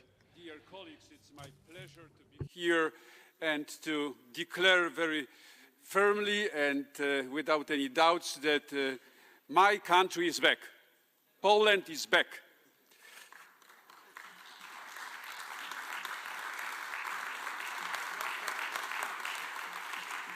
Thank you so much.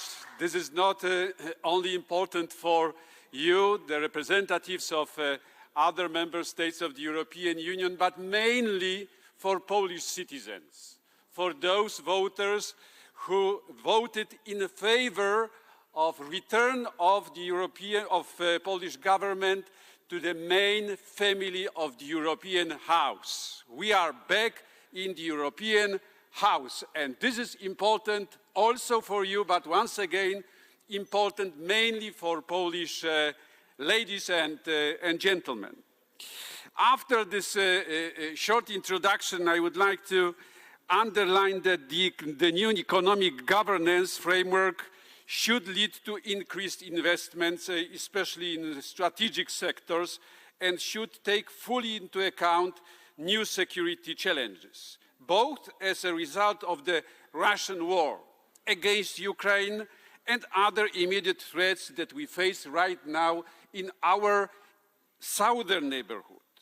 In the context of both, mainly in the context of the war in Ukraine, it would be appropriate to recognize in the European Union's law that high defense spending by member states fosters international solidarity and helps achieve EU policy objectives and should be treated as an important factor in the EU budgetary surveillance.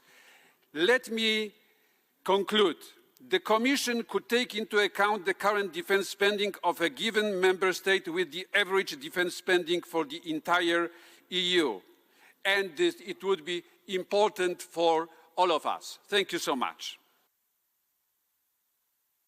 Muchas gracias. Thank you. We now give the floor to Eva Maria Poptcheva of the European Parliament. Thank you. Thank you to all three speakers. Very interesting. I'd like to talk to talk about the instrument to invest in the fiscal rules. Enrique talked about this. I found it very interesting. The European Commission was inspired by or copied the cooperation fund system, but it forgot a very important element that the Parliament, European Parliament does include when we did the Repower EU system, and it's the transporter projects. Many of the coordination funds need to go to transporter issues. The fiscal policies, as designed now, have the national plans and national investments. And therefore, I say, how can we invest in strategic projects, digital transition or green projects? That's why we don't have a Silicon Valley in Europe. We have some digital hubs in Portugal, in Dublin, but we don't have European strategic projects.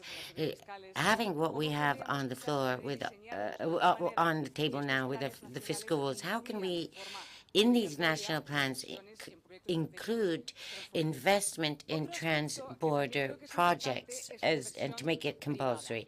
Another important component is private investment.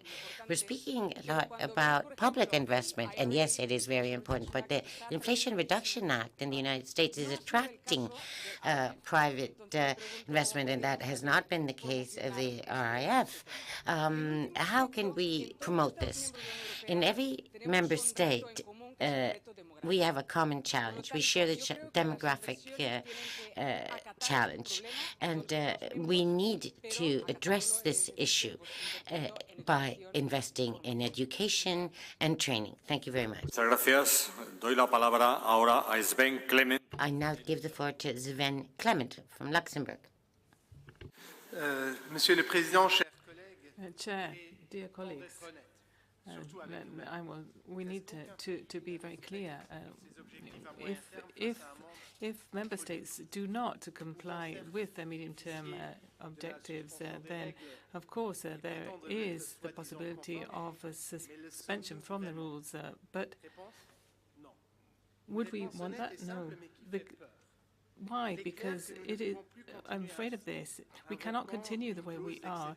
We cannot have one after another exceptions. So I would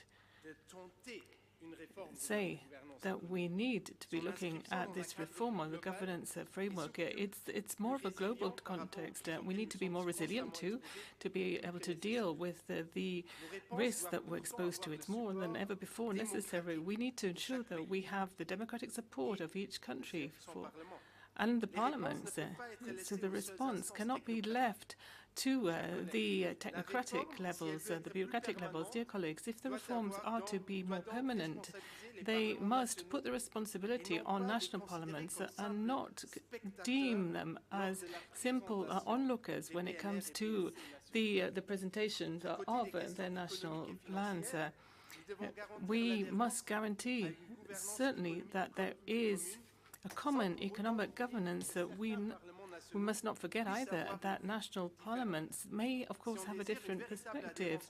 If we want to have this common approach, then national parliaments must be given the power and the means to allow them to question and analyze these national plans and to understand the global elements at stake, because they have a local responsibility. We cannot let this happen. We cannot neglect this important point when we're thinking about the national implementation. National parliaments need to be given responsibility. They deserve it. Thank you.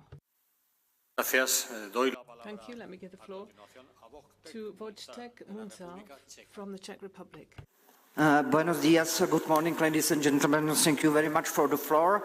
We considered that the discussion of European fiscal rules to be very important. Individual member states, through their fiscal decisions, influence the economy in the other countries. Expansive fiscal policy and debt creation lead to imbalances and, consequently, to inflation. And this leads to a further escalation of demands on public finances. For us, the sustainability of public finances is a key issue. That is why we support the introduction of reliable, transparent and binding rules. We support quantitative indicators for debt reduction in member states and expedition rules relative to GDP. The rules should be the same for everyone, which is why we have reservation regarding attempts to draw exemption from the scope of expenditure. On the other hand, in making the proposed fiscal and structural plans, we are in favor of allowing more flexibility in making and revising the plans for the member states. Flexibility not only for the objective reasons, but also when political priorities change in member states. Last but not least, let me comment the process for making decisions on this legislation. Concerning the institutional balance, we would like to stress that this legislation should not be amended by delegated acts as it's proposed now. There are issues of clearly political nature that cannot be decided by the Commission in this way. Therefore, it is essential to include key provisions such as the criteria for setting the technical trajectory in the regulation for the decision of legislators.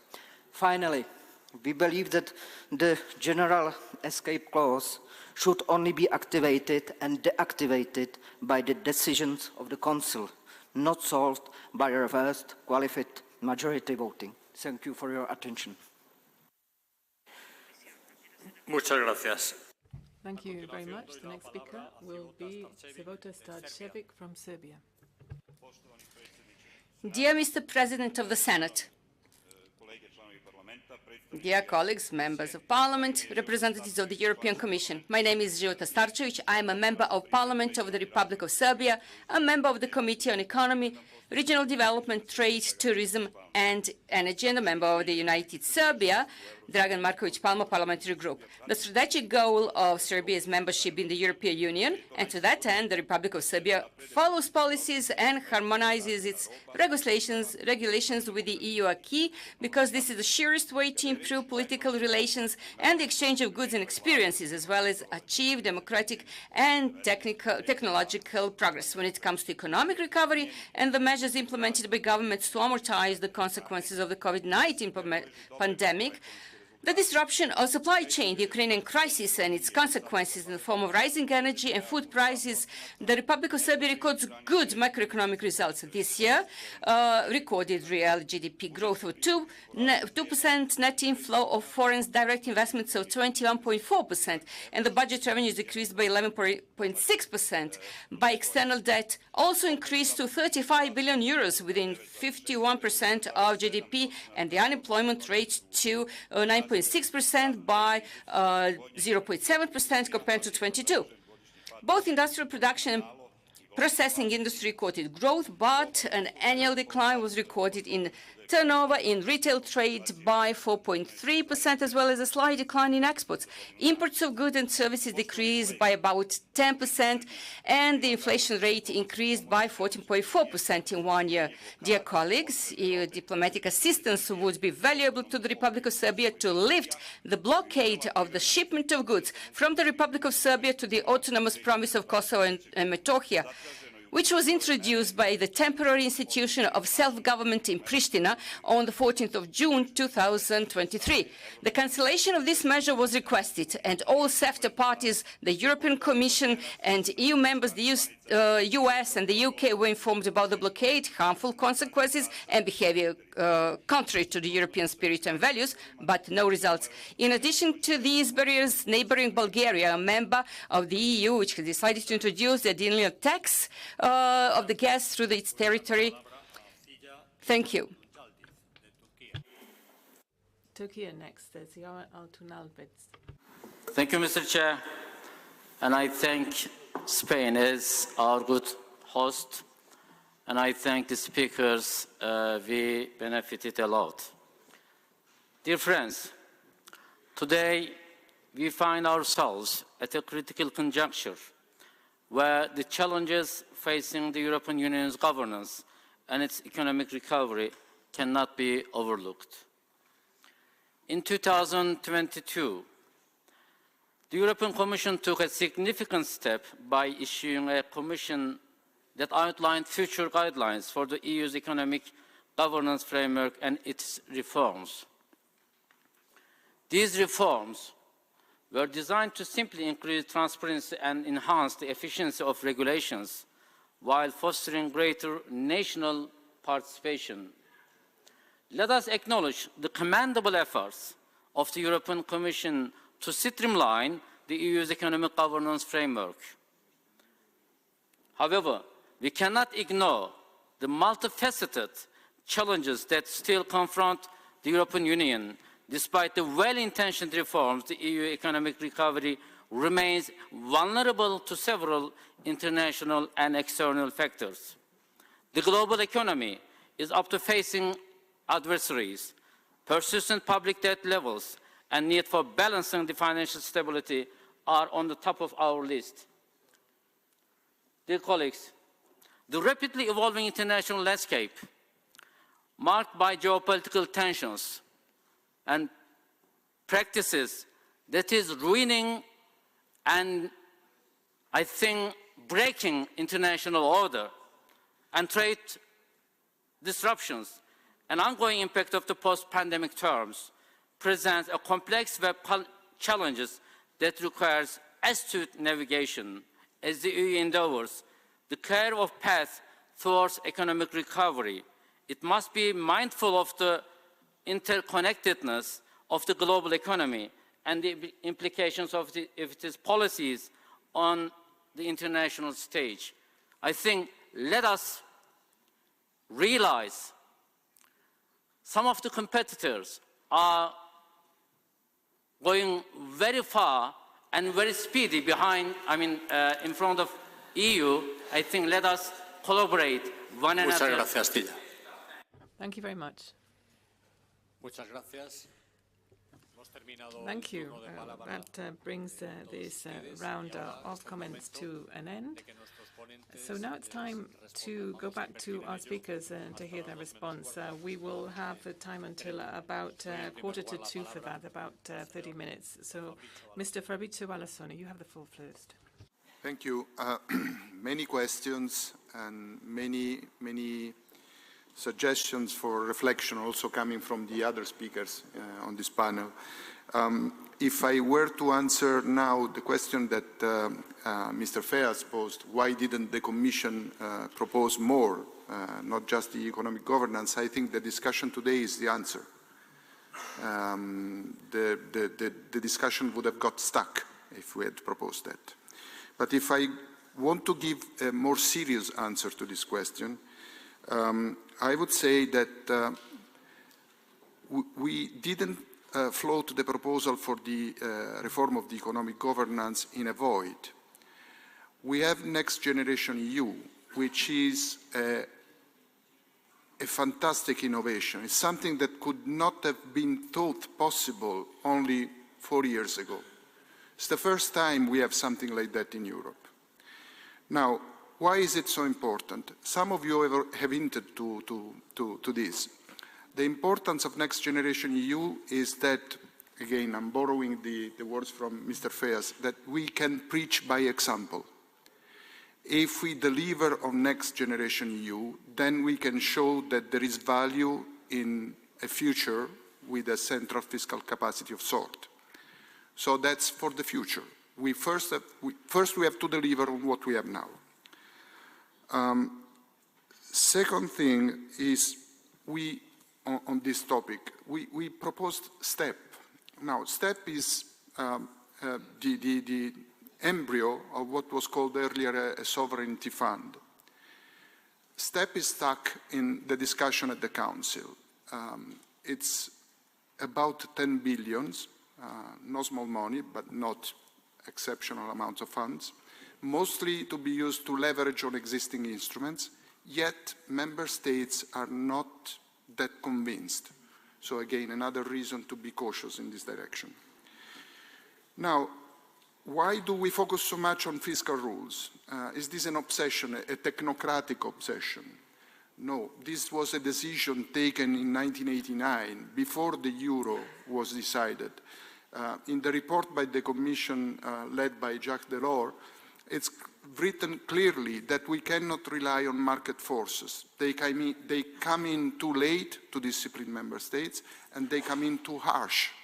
And we have seen this in 2011, 2012. I think we should all be mindful of what was happening at that time. At that time, discussion of Euro breakup was on the front pages of daily press. I think that having no fiscal rules would be damaging precisely for those countries that have less fiscal space, because they are the weak link. Now, the other thing that has been voiced is that indeed fiscal prudence, fiscal consolidation is not an enemy of growth and progress. I agree partly, but I have to point out to your attention that expansionary fiscal consolidations are a very rare phenomenon, and very often they occur because they are implemented under very favorable and special circumstances. Most often, the circumstances are not favorable. Let's think about our current circumstances, where we have a lot of debt to deal with, but we have a lot of investment to deal with. And also we have a dwindling population, we have dwindling demographic trends. This is a great challenge for growth. One word on the risk that we are tabling a technocratic proposal. The fiscal trajectory is not a law. It is a reference. It is for member states then to come back and say, look, this assumption is not sound. We think this should be different because we have further information. There is a dialogue which is based on sound economic reasonment and evidence, which allows for differences. And the member states have the chance, of course, to implement policies at home that can change the macroeconomic reference on which the trajectories are based. Then on safeguards instead, the call for prudence coming from some of you. Safeguards are necessary, but we need to be careful not to overburden the proposal. If we put too many safeguards, in the end, all this flexibility, all this country specificity, which allows to have a gradual fiscal consolidation, which is tailored to what is really necessary to ensure fiscal sustainability, will be lost. And we'll be back into a situation where we have the same rules for everybody, but not the same rules, actually, the same numbers for everybody. It's an important point here. The rules in the proposal by the Commission are the same for everyone. The procedures are the same for everyone. The tools are the same for everyone. What is different is the outcome of the calculation, which depends on the different economic circumstances of countries. And that is important. Last point on the comparison between the EU and the USA. It is true that the USA don't have much fiscal rules imposed at the center. They have fiscal rules imposed on their own, the single states. The US states, they have balanced budget rules. Why they can afford it? Because they have a federal government that can go on the market and take care of what is needed. So they have a fiscal capacity, central fiscal capacity. Now, the US is a federation. We are not. So we must all be mindful of the institutional differences between these two big economic areas. But we should not make the mistake that we pretend that we can go ahead with no central fiscal capacity and not local capacity to implement the needed policies. So thank you very much for all your questions. This was very interesting and food for thought for me when I go back to Brussels. Thank you. Sí, muchas gracias, Fabrizio. Thank you, Fabrizio. Give the floor to Irene.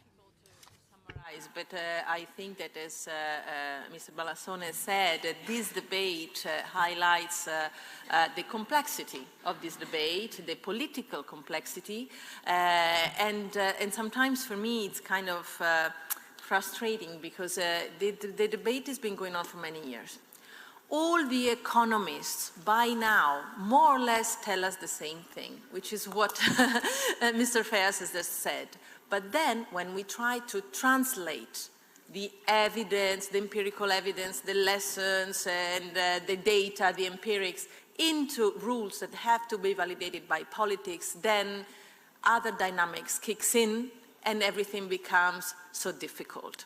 I don't want to ignore the difficulties. I know that there are national debates, that there are rules, national rules that have been to be respected, but as different from my colleagues here, I can talk to my fellows, members of parliament.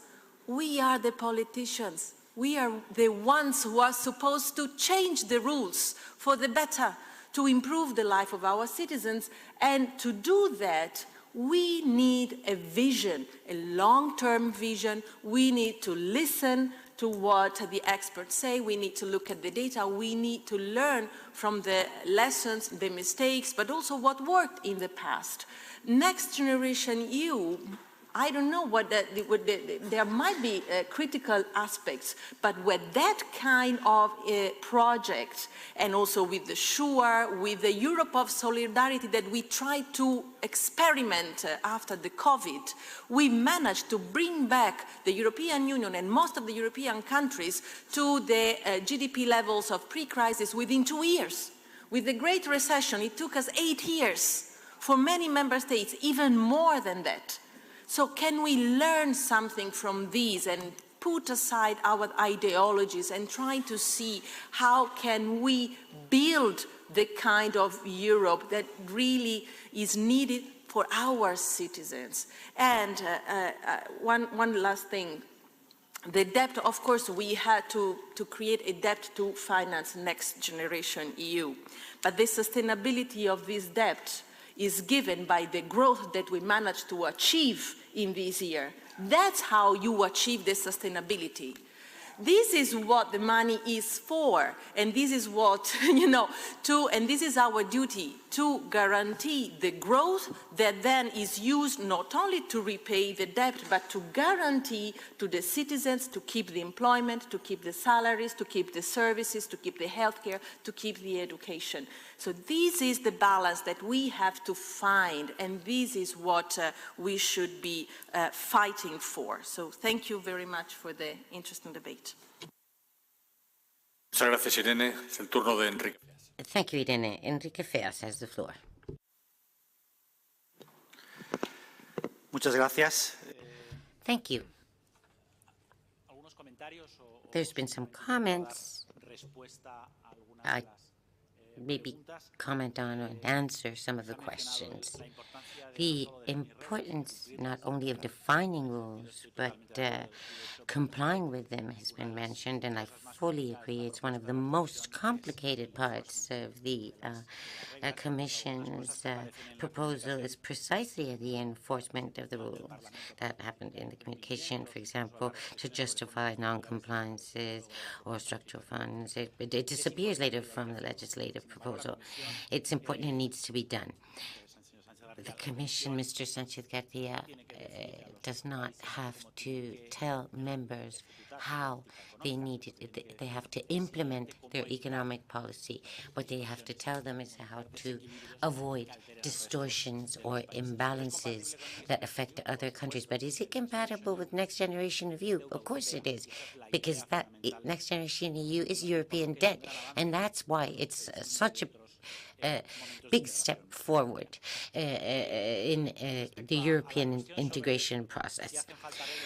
Regarding the question if you need rules, if you've got a safe asset, as Mr. Fernandez said, well, yeah, but we're falling into the same trap. This would be a second-best solution. We can't talk about a safe European asset if we don't have a revenue and expenditure system under national and as Frau Hagedorf said, she's totally right. You need to respect national parliaments. The idea is we cannot create debt because it is incompatible with national parliaments. Part of the budget needs to be supranational. That is compatible with any constitution. How can we finance all we need in a way that is compatible with national legislations? Mention has been made to the idea of poverty, social cohesion. Social cohesion is a European public good, and it should be included in what should be established on a European-wide level. How to finance transnational goods was one of the questions. If we were to have consolidate the next generation EU or with fiscal, it wouldn't be with amounts allocated to countries, but funds available for projects of a transnational nature that would be assessed and considered European public goods. It's funds that do not increase national debt to finance real European projects. Private capital, of course. But why? Why do the tech companies in the United States receive 25% of their funding from banks and 25% from the market, and in Europe it's the other way around? It's 75% from banks and 25% comes from the markets, because it's a totally different risk concept, because we don't have one single capitalist market. In aspects that have been blocked, like the banking union or the single capital union. But can we wait how long to change the treaties? Are we waiting for the next financial and economic crisis? That's my concern, irrespective of there being debates that they are difficult. But do we have the time to wait to make these truly important decisions? Thank you. Thank you to all three speakers very much. Thank you all. The second session will start at 3:30 p.m. And now the Senate and the Corte Generales offers you a luncheon in one of the halls in this palace. Thank you.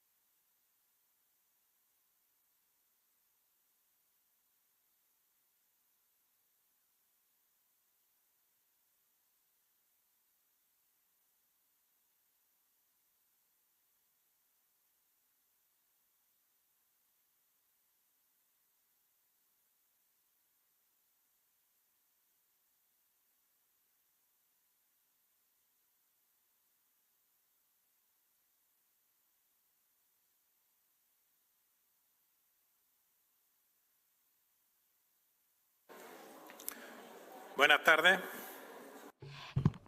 Good afternoon. I'd like to introduce myself. I'm Javier Marquez. I'm a senator.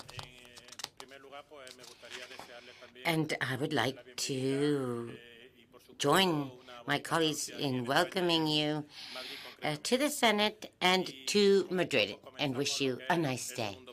With this, we begin the second panel session, and we are going to be focusing on the architecture of the new governance.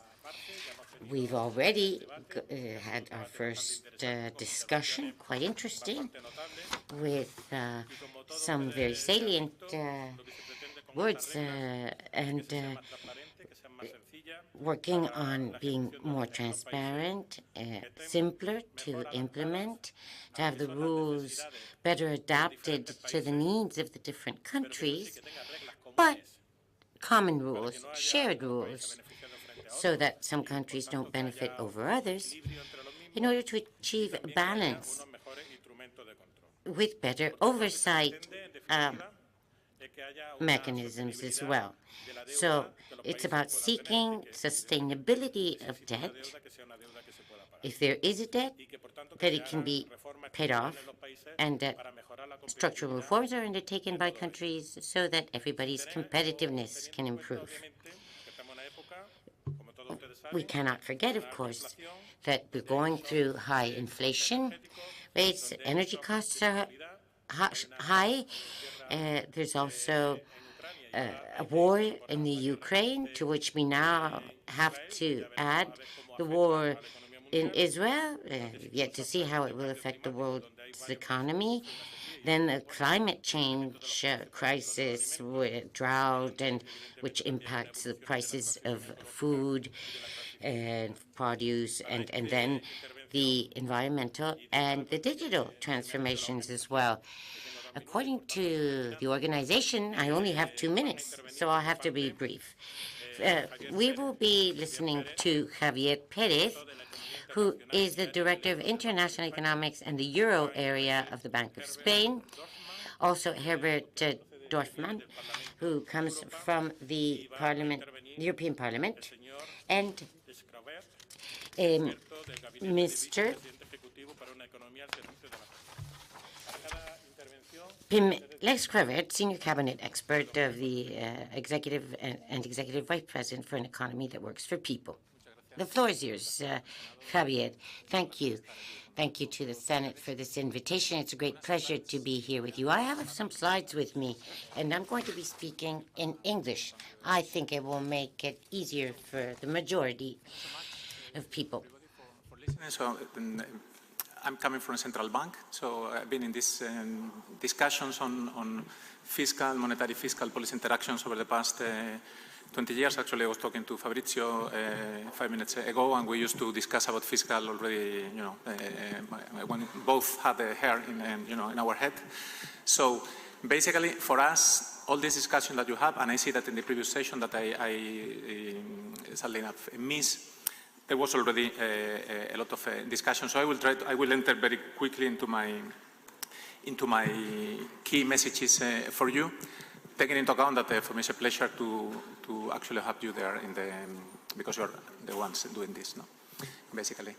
So the fiscal rules, as you know, or fiscal policies in general for central bankers is a key issue, because without a proper functioning of fiscal policies, then a monetary union cannot work.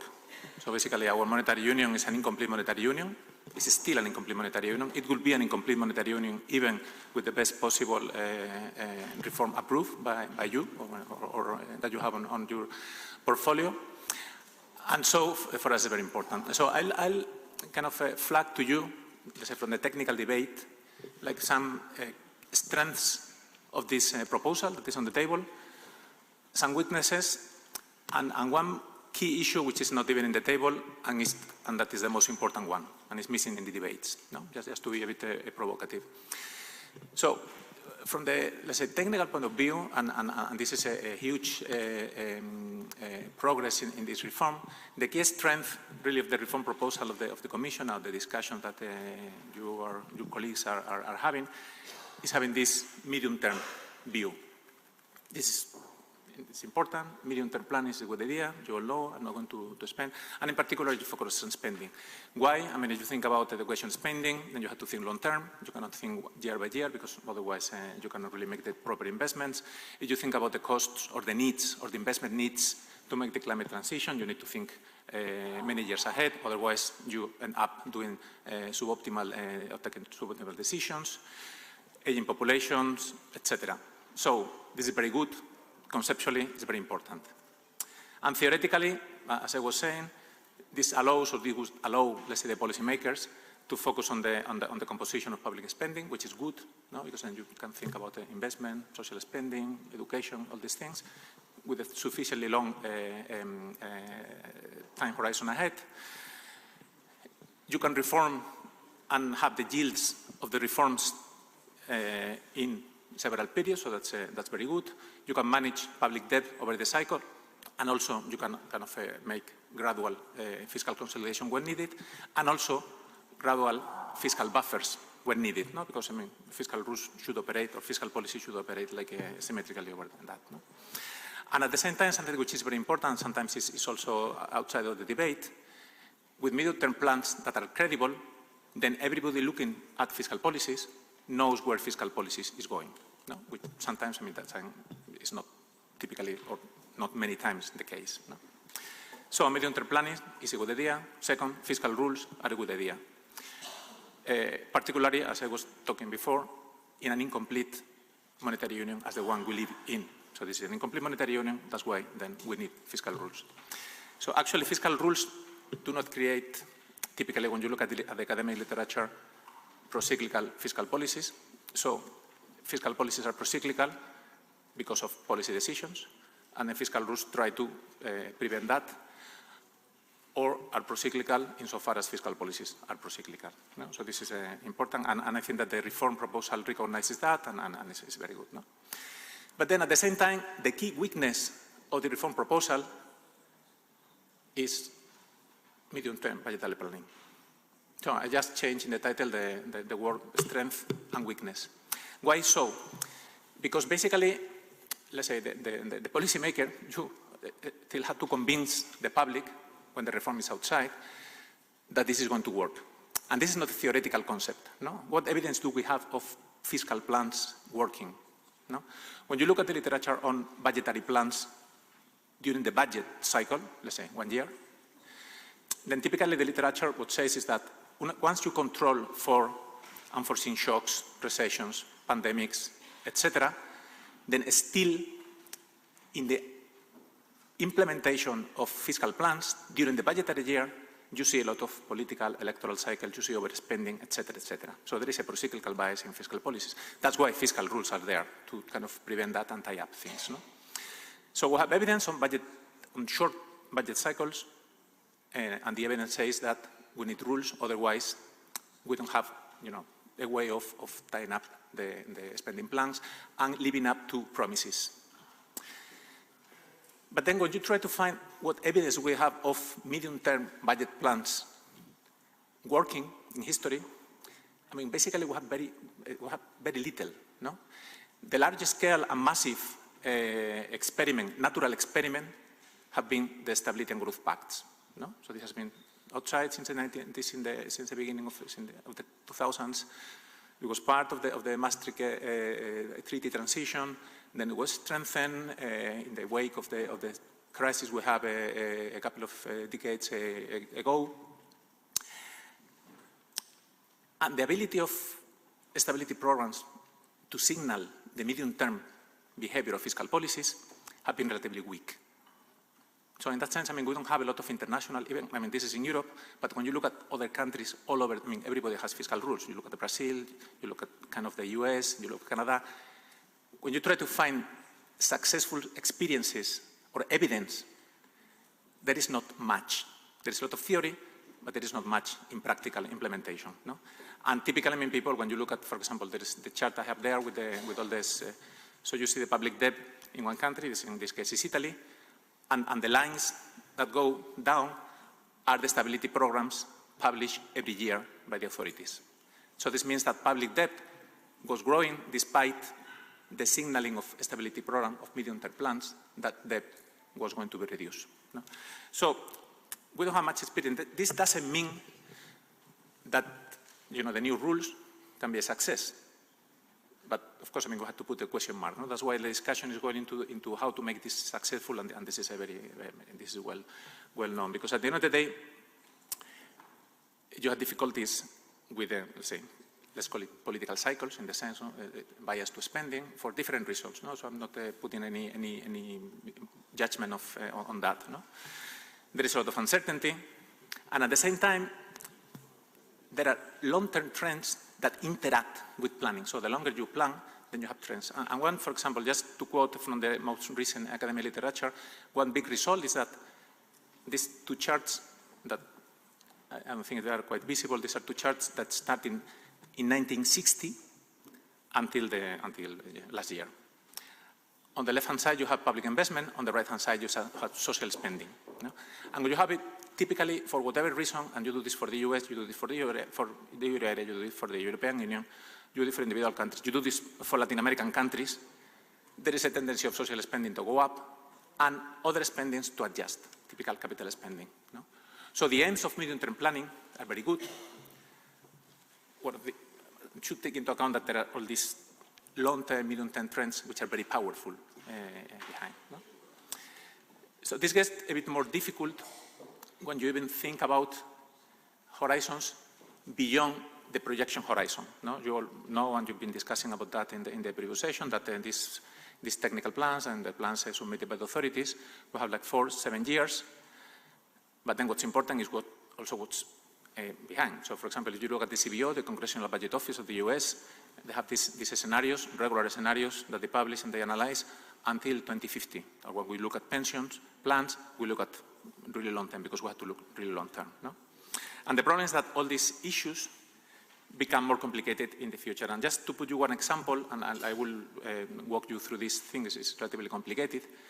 There is this interesting exercise done by the International Monetary Fund staff, where they look at the ability of these long-term instruments, like these debt sustainability analysis issues, techniques, to anticipate where are we heading, actually. And they distinguish between two horizons, let's say the short-term horizon, 1-2 years, and the medium term, which is 3 to 5 years. And what you see is that at the end, useful as they are, the technique that we have for medium-term planning, for debt sustainability analysis, have not been very good at anticipating where debt was heading. No? These are the red and the orange balls there. Even in adverse scenarios of less growth, higher interest rates. So this means, it doesn't mean that, again, this is not going to work. But this means that this is very complicated because we're talking about the future. And the more distant the future, then the more complicated it becomes. No? So that's why, and I think this is, again, very welcome from the reform proposals and the discussions that many of you, I'm sure, are having, and all the people. Here, the key issue is how to guarantee that without prior successful experience, without relevant international benchmarks, we can trust these really medium-term and even very long-term plans. And we can trust that debt is going to be on the downwards, et cetera, et cetera. And there are two discussions. I don't have time to go through them, but I'm sure I'm happy to discuss. That's why it's key really to talk about the adjustment plan, whether it is back for loading, whether you do it on the first year or you do it on the 7th year or even beyond, whether you have to adjust year by year or on average. These are very valid points. This is very interesting, very important. But depending on how this is solved, this can even undo the ambition of the reform. Because if you think long term and you have to make a year-by-year adjustment, then at the end you may end up including or inputting a procyclical bias in public finances, again. No? So, I mean, the need for this flexibility and all this adjustment path is important. And the second issue, which is very important, is how this is governed, is governance. So the issue of national ownership is been very important, but what we learn from the literature, also looking at the interaction between independent fiscal institutions and governments, the experience of other areas. For example, let's think about the US, where you have a congressional budget office, which is, let's say, with the parliament. So should we have an independent office? The European Fiscal Board is with Commission. So there should be like a European Fiscal Board within the European Parliament, like in the US. I mean, should we copy these things? I mean, how to make the balance work? No? And the second issue is, when it comes to national ownership, there's a big problem, and the big problem is that if a government commits a plan for 4 or 7 years, it could be the case that the government is not going to be there. I mean, because you have elections, and even, so should we need like reinforced majorities to approve a plan that goes beyond what legislature? And this is not solved in the proposal. So I'm hoping that in whatever is finally approved, something along these lines is there. No? But again, I mean, the balance of powers nationally, internationally, and then the peer pressure across countries is fundamental here. And my last point, in 1 minute, if I have one, is about, and I think I talked to Enrique Feas before, and he told me that you have kind of deal with that, is what is not in the reform. So we've been talking, you've been talking, and many of us from the technical point of view, we've been talking for 20, 25 years about the need to reform fiscal rules. But what we have on the table is, again, like, I mean, this is like a salad. No? So we have different ingredients, we put them. Now I think this is a very smart way of putting them in the new salad. But there is one ingredient which is still missing. And again, I'm coming from a central bank, and just echoing the opinion of the governing council of the ECB on the reform proposal. What is missing is the supranational vision. So, will fiscal rules, will our institutional setup with one central bank and multiple national fiscal authorities coordinated by some type of rules succeed, even if rules are credible, even if rules are applied? And the answer is no. Why? Because we have some shocks which are very big. We saw COVID. We have some non-fundamental situations. For whatever reason, people don't like the euro, and then they start selling bonds. Fundamental. What is non-fundamental? Then we have fundamentals. Because we have large asymmetric shocks that affect some countries more than others. So this means that what have we done, or what have you done? Ad hoc solutions. Then you put NGU, you put whatever. No? But ad hoc solutions are worse than, let's say, automatic solutions. No? So, and with this I close. The missing point in the discussion, but I have to mention that, even that I have, is that in this division of labor, you have monetary policy, which is the red ball to the left, entitled to price stability, and we do our best, and to cyclical stabilization of the euro area aggregate, the business cycle of the euro area, not of the countries. And then on the other side, you have the other red ball, which is national fiscal policy to ensure sustainability for long-term growth, reforms and whatever, and cyclical. And then there's nothing in between. There are ad hoc solutions.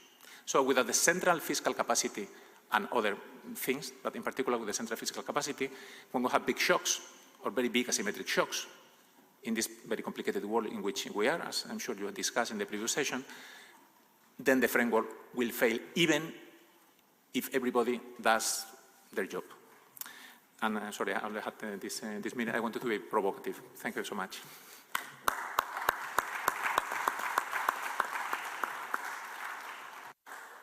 Muchas gracias. Thank you very much for that brilliant presentation, Javier. Let me give the floor now to Mr. Herbert Dorfmann from the European Parliament. You have the floor, sir. Yeah, thank you very much. Good afternoon. Well, you have on your program my colleague Esther de Lange. And as you might see, I'm not Esther de Lange. And I'm not the rapporteur on the file, but Esther de Lange fell ill, and she asked me only this morning to step in, so I will fundamentally use her speech today. I say this because this is the point of view of the rapporteur, of one of the rapporteurs in our parliament. And it's also her political view of the things. So thanks you all for allowing me to speak to you about the architecture of the new economic governance framework. I will quickly run through the state of play in the European Parliament, and I will try to make the case why it is of key importance that the co-legislator find a quick and also balanced agreement in the coming months. As most of you are probably aware of the elements of the Commission proposals, and we had the debate already this morning about it. And we have Pim here today, who knows much better than me the proposal. I will not expand too much on the Commission's idea for the framework. Of course, it is also impossible to summarize the entire proposal in just a few sentences, but in short, the idea is to introduce, as we said this morning, country-specific net expenditure paths, which should put the public debt ratio on a plausible downward path, or let it remain at least at a prudent level. Moreover, the deficit should be brought and maintained below 3% of GDP, so we are not going to change at all the Maastricht criteria. But this should happen at the latest after 4 years or after 7 years in case of extension. The extension is granted based on a set of investments and reforms. The core of the discussion, both in the Council and also in our House in the European Parliament, is on the need for extra benchmarks and safeguards to ensure sustainable fiscal policies in all member states versus the need to provide more flexibility and room for investments in the twin transition of our economies. In the European Parliament, this file is led by Esther de Lange, who had to be here, and Margarida Marquez, who is here, from the S&D group. They have presented together the draft report recently, where they did some work both on the safeguards and on the extra room for investments.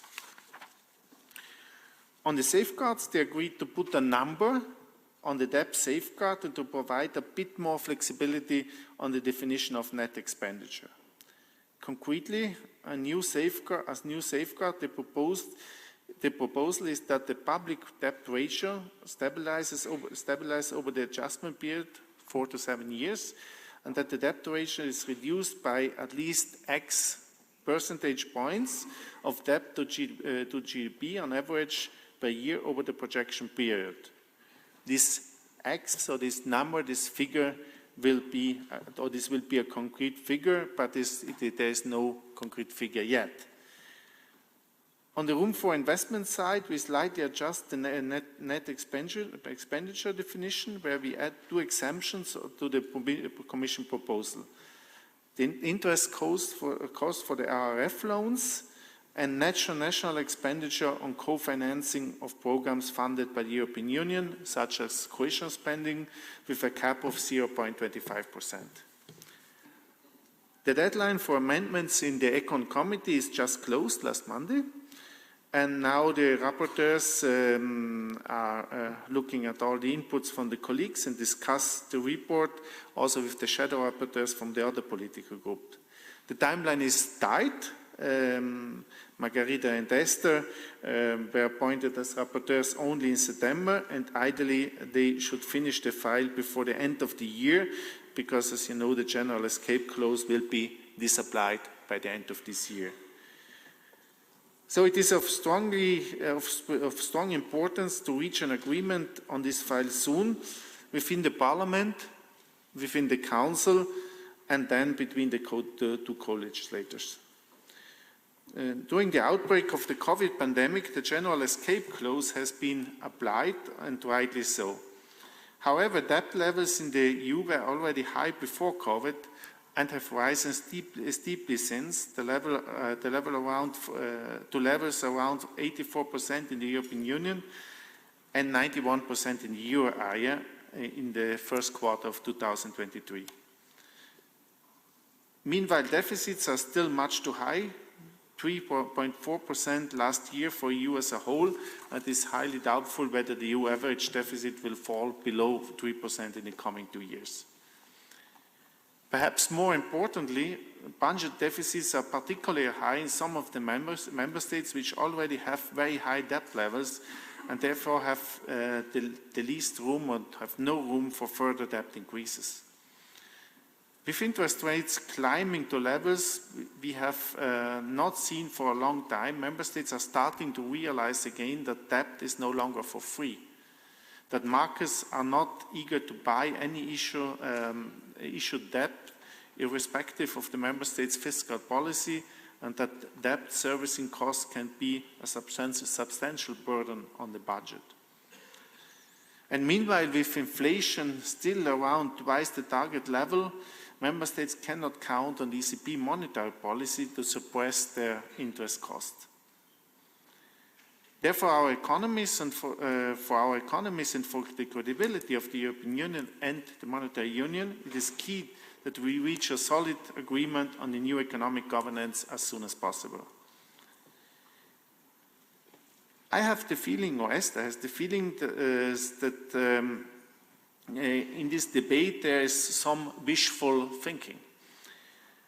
Some think that the current proposals are not strong enough, and they may believe or pretend to believe that if there is no deal, we simply go back to the old rules after the escape clause ends, so by the end of this year. Others who believe the current proposals are too strict may believe or pretend to believe that if there is no deal, they are practically free, they have no rules at all. Most probably both are wrong. The old rules will not be properly enforced because everybody, including the Commission, has already admitted that they are not longer fit for purpose. And some elements, like the 1/20th rule, are simply not achievable for many member states, and they have never been.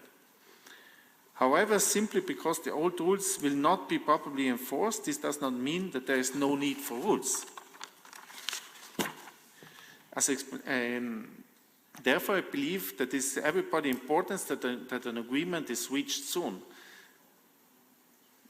And it's also important that this agreement does not create a clash between the north and the south of the European Union, or the left and the right on the political side. Because in the end, the file is about stewardship for the next generation and not about political battle. Of course, we need to invest in our green and digital transition, and we need to preserve the social fabric of our societies. But then let's not forget that to be sustainable, we also cannot overburden future generations with debt.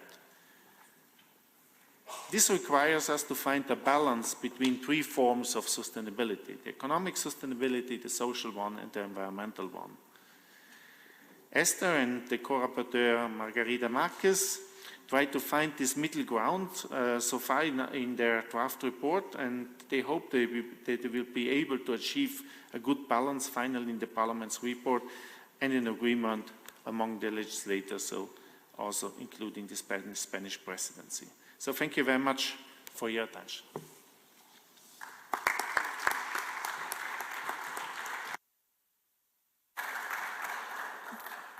Muchas gracias, señor.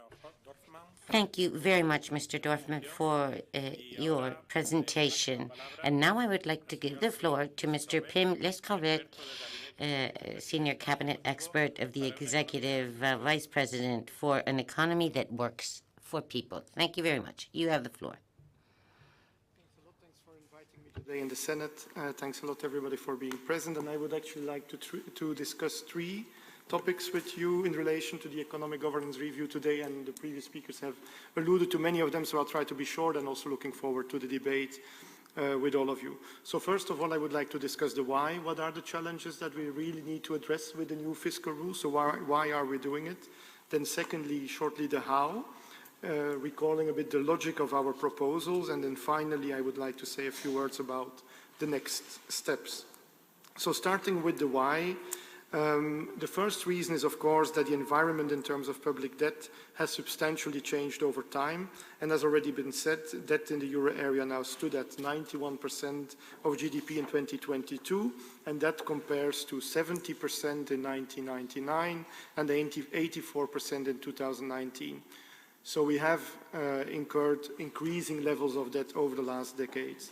At the same time, more recently, we have returned to a world of higher interest rates. The ECB's rates are the highest since more than 2 decades, and also longer-term yields have substantially risen to levels not seen since more than a decade or longer in some cases. So markets also increasingly price in higher rates to stay for longer, and while the impact on public finances has been limited so far, that impact of higher rates typically will come in the public finance accounts gradually over time. So that is something that we need to factor in when talking about debt sustainability going forward. Another element related is that the debt situation has become more dispersed across countries, across member states. When the euro was introduced, the highest debt levels in the euro area were around 100% of GDP, a little bit more. When we look now, the highest debt levels are rather closer to 200 than 200%. So we need a more differentiated approach. So that's the debt sustainability angle. On the other hand, with this increased debt, the demands on public finances have simultaneously multiplied. Governments currently have to deal with a multiplicity of challenges. First, the massive investment needs stemming from the green and digital transformation, the needs related to the stable supply of affordable energy, social fairness, enhancing our security in a very challenging geopolitical context, competitiveness, etc. In an economically very complicated economic situation, 2 wars at our border, as already referred to. So these two things should be tackled together. Higher debt, higher needs. It means that we need to look at debt sustainability angles as well as sustainable growth angles. Both are equally important. Concretely, in terms of what this means for fiscal policy and the rules, this means that we cannot longer suffice to look at the aggregate figures of the budgets. The 3 and the 60%, of course, remain there, but what matters actually mostly for the next years is how we combine a gradual fiscal consolidation with reforms and investments that deliver and tackle all these challenges that I just mentioned. So basically, we need to look more into the quality of the public finances of member states. And we already learned that in the past, in fact, when we were after the great financial crisis a decade ago, we had a number of member states under market pressure that had to resort to speedy consolidation, which led to cuts in investment and therefore lower growth in the years after. So that is something we need to avoid. And we have been able to avoid it actually in the aftermath of the COVID crisis through the tools that we had set up. And the framework that we're now discussing can actually underpin this good performance in terms of investments also for the years to come. Another lesson, finally, on the why that we learned from the past is that in order for the framework to work, it needs to be owned by those who need to adhere to it. So we need ownership. Member states need to own the rules. And to ensure ownership, we do not only need this differentiation and the focus I just mentioned, we also need realism and predictability. So these are a bit, let's say, the how, the why do we need these new rules? And then in a nutshell, the risk of repeating what has already been said, I would like to still say a few words about how our proposal would, let's say, effectively deliver on all those elements. I would mention 4 elements: the medium-term orientation, the differentiation, the incentives for reforms and investments, and the enforcement. So on the medium-term orientation, as has already been mentioned, the core of this new framework are these 4-year plans. Those 4-year plans include a stable fiscal trajectory, as well as a set of broader structural policies around these much-needed investments and reforms. These plans would be aligned with the electoral cycle, owned by the governments, owned by the parliaments, be stable over time and be internally consistent. And therefore, in our view, they would provide a solid basis for the implementation of all those policies in the future years. Second element, differentiation. The set of policies to be included in these plans should be tailored to the needs of each country. There should not be a one-size-fits-all, and in particular, the fiscal trajectory should reflect the degree of the debt sustainability challenges of each member state. A country with a high debt challenge would logically need to reduce its debt more than a country with a low debt challenge. It seems logical, but the current rules actually do not always sufficiently differentiate and do not always deliver on that differentiated solution. But differentiation and ownership do not mean free for all. The constraints are clearly set by these common EU rules, using a combination of a scientifically underpinned debt sustainability analysis as well as a number of safeguards to provide additional reassurance that sufficient buffers would be built. So that's a bit the balance that was alluded to, and that still needs to be found. Third point, incentives for reforms and investments. There, it's actually pretty simple. In case a member state would plan reforms and investments to address these common EU priorities to improve growth and sustainability, then it would be allowed additional 3 years to consolidated public finances, from 4 to 7 years. So an important, let's say, incentive here to do these much needed reforms and investment. Finally, a few words on enforcement. The elements that I just mentioned, this ownership, predictability, differentiation, incentives, all by themselves in a way should already lead to stronger compliance. But when we go for new rules, we actually want to be absolutely sure that they deliver on what they intend to do, and that's why we did two things in addition. So there would be only, firstly, one factor that actually determines whether or not a member state complies with the medium-term plan, and this will be measured by a single indicator which is called the net expenditure. So that will determine yes or no whether their member state is compliant. So no longer, let's say, difficult decisions, assessments, no excuses, very clear whether or not there is compliance or not. And then the second thing that we put in our proposal is that in case a country were to face substantial debt challenges, that would mean a key relevant factor when an excessive deficit procedure would be opened following such a deviation from the medium-term path. So just to summarize, all these elements together are needed to provide a substantial improvement compared to the current situation, and it's indeed urgent, as has been mentioned, to agree on this soon. And that brings me to the final part of what I wanted to speak to you about, and that's the next steps. The first message here indeed is it is super urgent to finalize the legislative work, and I would really like to thank the efforts done by the two co-rapporteurs in the European Parliament to put themselves together and to reach this agreement in very fast speed, and also the Spanish Presidency to do an enormous amount of work to bring together the many member states with all their views. But now we need to still tackle the final steps and reach that agreement. We really hope that this will be possible by the end of the year, or at the latest by early next year. We have actually good policy guidance in place for next year, for 2024. We have CSRs, country-specific recommendations, with quantified elements, with prudent fiscal policies. But nevertheless, if we want to create this predictability, clarity also for the years ahead, we need to do this soon, and that requires an agreement on these legislative proposals. We have a good proposal on the basis. We have very intensive discussions in the Parliament, in the Council. We're open from the Commission side for improvements to our proposal, and we're here. We're helping at both sides to reach that agreement. Because for us, it's clear having credible fiscal rules in place is key to ensure a proper macroeconomic policy mix within the euro area, especially at times when it is important for fiscal and monetary policy to work together to bring inflation down, to protect people's purchasing power, and to tackle the many challenges that we have in relation to public finances. Thank you.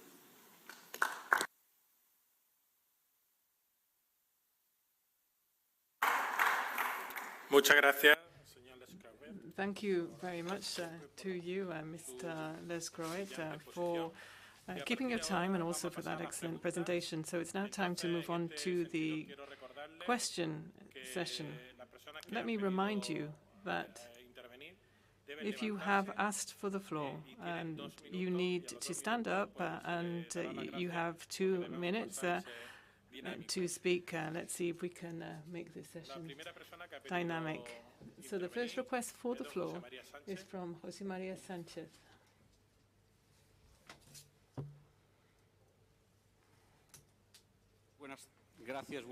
Thank you and good afternoon.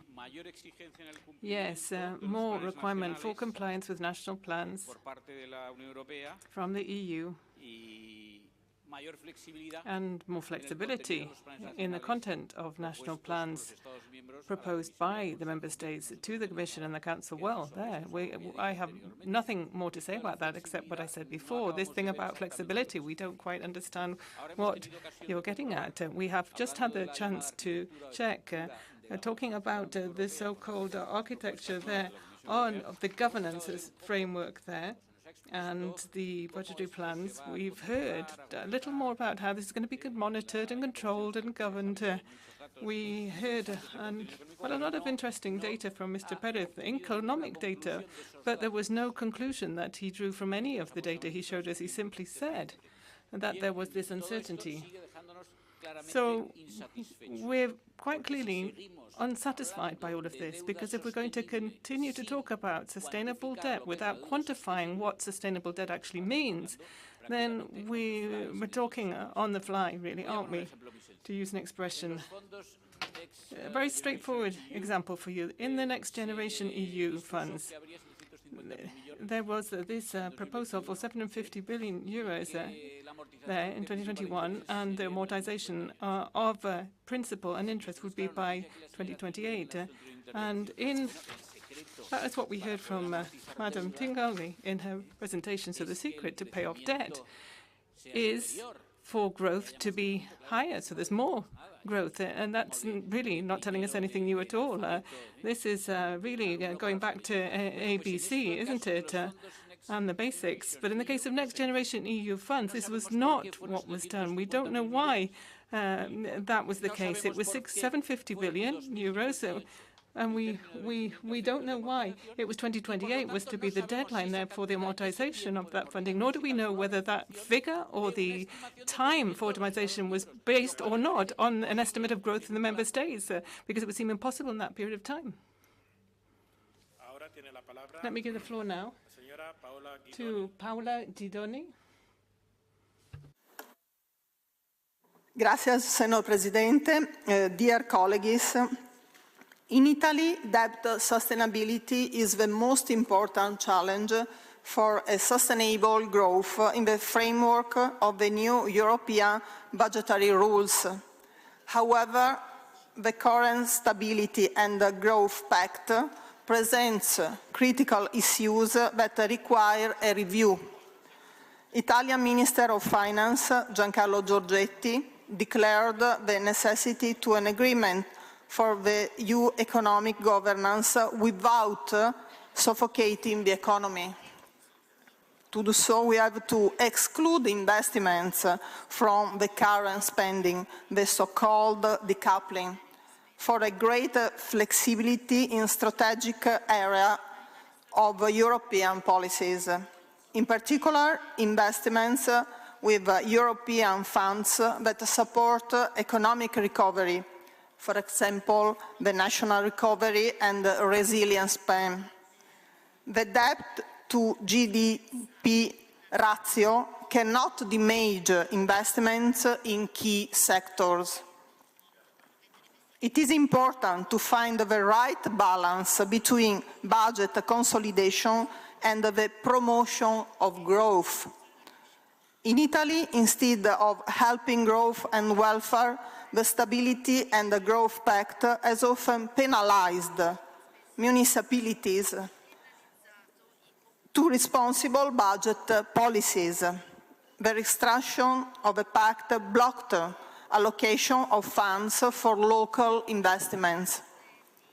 Many Italian municipalities could not plan and realize projects for the citizens and territories. A good revision of the Stability and the Growth Pact is an important step toward a sustainable economic development of our territories in Europe. Thank you. Muchas gracias. Thank you very much.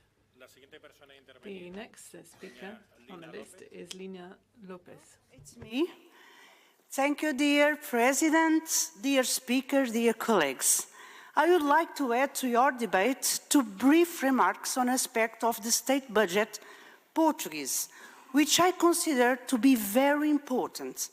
Since 2018, the state budget presented in Portuguese Parliament includes an article in which the government undertakes to implement the gender perspective in the process of the preparing of the state budget, which proposes important reformulations in the way the state budget is organized, like the segregation of data by sex, incorporation of gender perspective in the various levels of preparation of the state budget, etc.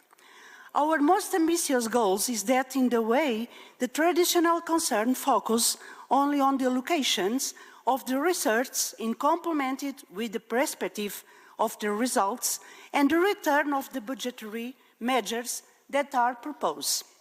So I leave you two questions.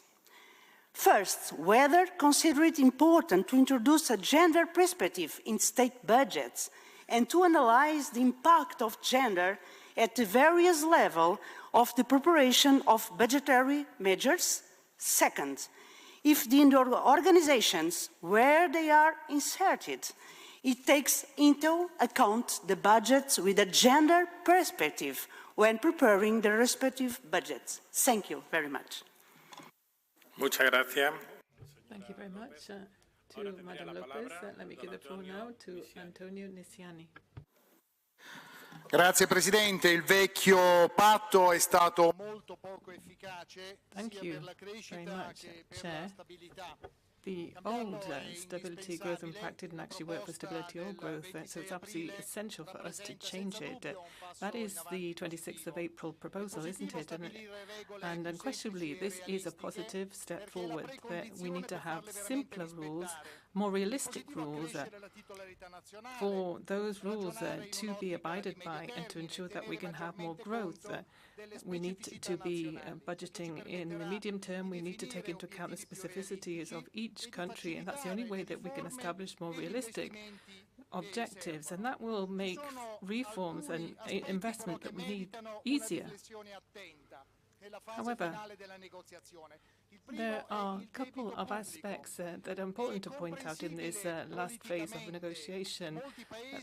Public debt, in political terms, this is understood to be a target for reduction that has to be an annual basis, but be careful now about how this is actually done, because a poor rule on this might run counter to that specific characteristic of the country, and it might end up being pro-cyclical if we chose that path.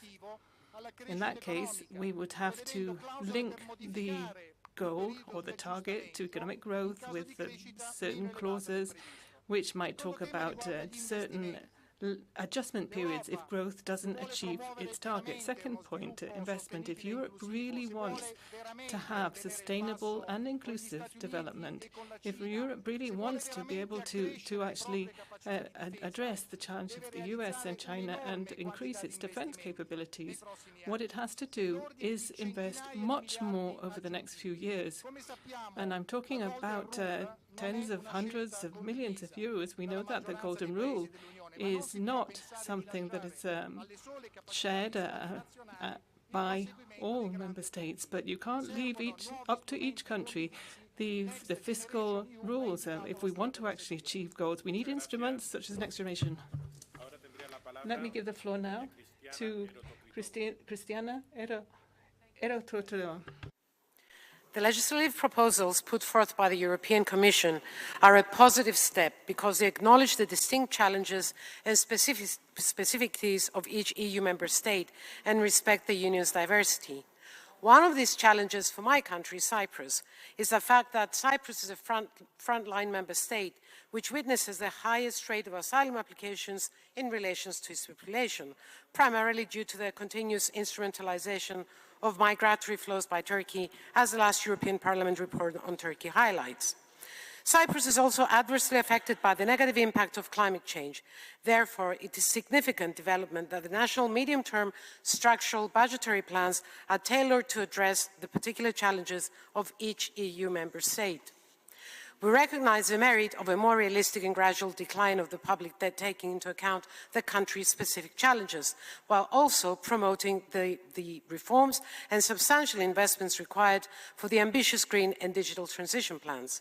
However, at the same time, it is of high importance for Cyprus that the new economic governance framework does not place fiscal sustainability at risk. In this context, we consider that the Commission's proposals are a good basis for reaching a compromise, as they strike the right balance between the need to address the green and digital transition through investment and the need to promote the sustainability of public finances through effective debt reduction. Cyprus is projected to have a debt-to-GDP ratio at 78% for 2023, with a downward forecast reaching the 60% benchmark by 2027. The debt sustainability analysis is a critical element in the proposed economic framework. It serves as a foundational tool in evaluating the long-term viability of a country's fiscal policies. Therefore, it is essential to examine its accuracy and transparency. The methodology employed by the European Commission to conduct this analysis needs careful scrutiny. Inaccurate assessments could lead to fiscal constraints and stifling economic development. If the DSA is overly conservative in its estimates, countries might engage in excessive austerity measures. Ahora tendría la palabra doña Katri Kulmuni. Katri Kulmuni has the floor. It's an unwilling debate that should be held between the United States and the European Union about the investment packages. The pacts the US is willing to put forward naturally sets a challenge for the EU to follow. In several of the member states, the common fiscal policy and the common debt instruments are deeply hated by the public.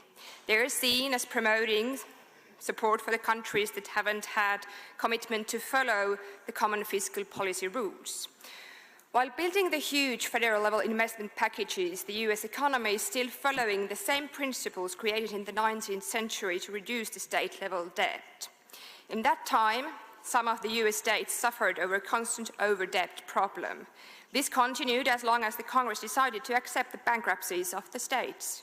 Since then, generally no over-debt problem has emerged on the state level in the United States. States take care of their own finances, and there is principally no legislation on federal level that would help the states that have taken poorly care of their economics. The policy was a creation at that time, but nonetheless, it has worked because of the credibility it set and the credibility it still has. Credibility of the fiscal rules in Europe aren't credible enough. The political pressure has always pushed through debt aid packages that are actually against the founding agreements of the Eurozone or even the European Union, meaning every member state takes care of their economics by themselves and can't be expected to be helped by common debt. Will the new fiscal policy regulation bring confidence that every member state is responsible for their finances by themselves? I dare to doubt. Muchas gracias. Thank you very much.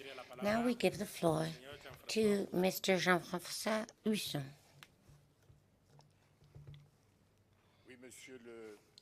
Sí, señor presidente, queridos colegas, quiero alegrarme por estos intercambios en la conferencia interparlamentaria sobre un tema que evidentemente nos ocupa y preocupa en el seno de la Unión Europea, y creemos que un marco fiscal es muy importante para esta unión económica y monetaria. Tenemos que tener estos objetivos comunes y tenemos que tener la trayectoria fiscal de unos y presupuestaria de unos afecta a los demás. Recientemente en París, en el Senado, tuvimos un debate sobre la ley de programación de las finanzas públicas que no fue adoptado. Sorry, is it working now? Can you hear me now? Can you take the micro? Hello, this is the English channel.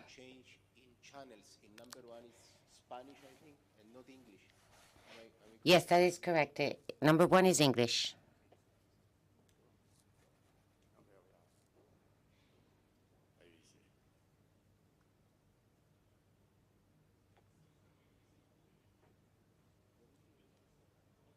Channel 1, English. Channel 1, English. Channel 1, English. Can you hear me? Channel 1, English.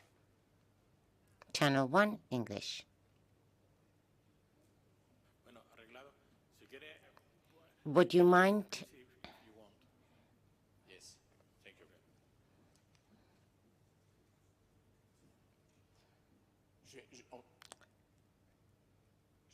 May I? It's good? Can you hear me now? No, you can. Well, just finally, I'm going to continue because what is important in all this is that in the national plans, the European fiscal rules guide public finances in a more sustainable way. And that's, these rules give us budgetary margins for the future, and it gives us the possibility of confronting challenges. The Commission made these proposals, which I'm very happy. There's a balance between the budget balance, national needs, and the possibility of investing. The simplification brought about by the Commission's proposal should allow for greater ownership of these processes by the government, by our citizens, when the European question is in doubt. We need to have a balanced toolbox, and that's why the proposal for a safeguard clause with a minimal deficit of 0.5 of GDP would lead to a good bottom. We think it should be 1 point of GDP between 25 and 28, 30 billion in economic terms, which isn't too much. Thank you, and I'm sorry for that problem with that technical problem. And now Eva Maria Popcheva has the floor. Thank you, Chairman. I'm going to be speaking in English this time. It's very interesting to listen to you. And I wanted to ask you a little bit about the pro-cyclical and anti-cyclical kind of sense of the fiscal rules reform, because we all know that in the very sense and center of the reform of the fiscal rules, we have this idea of avoiding pro-cyclical adjustments. But actually, the way the safeguards in the Commission proposal are designed, it seems that actually it can lead precisely to pro-cyclical adjustments. And this is why in the European Parliament, also in the Council, there is this discussion right now of does it really make sense to have the adjustment at the end of the adjustment period? Because we know that the first years of the adjustment will probably have an increase of the debt to GDP ratio. And this is why we have the Danish proposal on the table, which basically foresees to move the adjustment effort to the 10-year period after the adjustment period. But then in this sense, we are looking at the midterm of some 17 years, where of course a lot of things can happen, a lot of circumstances can change, a lot of governments. How can we ensure then that the debt reduction is feasible in that sense? And you spoke, for example, about the problems with front-loading and with back-loading. So where would you say is the good balance between the two of them? Thank you very much. Muchas gracias. Thank you very much. The next speaker is Mr.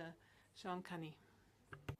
Sí, es que no se encuentra el señor Tasson, por tanto. I believe yes, Mr. Sean Canny. Thank you very much. And delighted to be able to present here as part of the Irish delegation here. When we talk about governance and the architecture of new governance, I think it's very important that we have to bear in mind that every country has to have self-determination on how they manage their fiscal responsibility. And how they actually do that will depend on their country, their challenges at that particular time. So I think it's important that when we have rules that are flexible enough to allow each country to have self-determination in how they conduct their business, and that they do it in a way that actually is not in any way reckless. It is important that we measure the outcomes of our investment, but we also have to measure them against the regionality within each country, as well as the regions within the European Commission. And I think it's important that when you invest in infrastructure, we should reap rewards. But I think if we have budgets that are set on an annual basis, it's a huge problem in any country. And politically, we need to have more stability and more of a plan of maybe 5 years budgets up front, so that we can see exactly how we're going to be spending our money. And we also have to have that flexibility to make adaptations and to allow countries to be innovative in their thinking as they proceed along the pathway of fiscal investment. And I think that is very important, to allow countries to be able to adapt, to be able to change course with events that will come up, but also that if they do make changes, that they're not hamstrung by too many regulations from within Europe, which will not be of benefit to that particular country. Thank you. Muchas gracias. Thank you very much. The next speaker is Mr. Xenophon Baraliakos. Thank you, Mr. President. In April this year, the Commission published a proposal for new rules on economic governance. Just a week before, The Economist published an article entitled "Greece is a European Success," highlighting Greece's above-average growth, its positive investment climate, and its impressive digitalization program under the Mitsotakis government. It is this economic transformation that we must protect when assessing the economic governance proposal.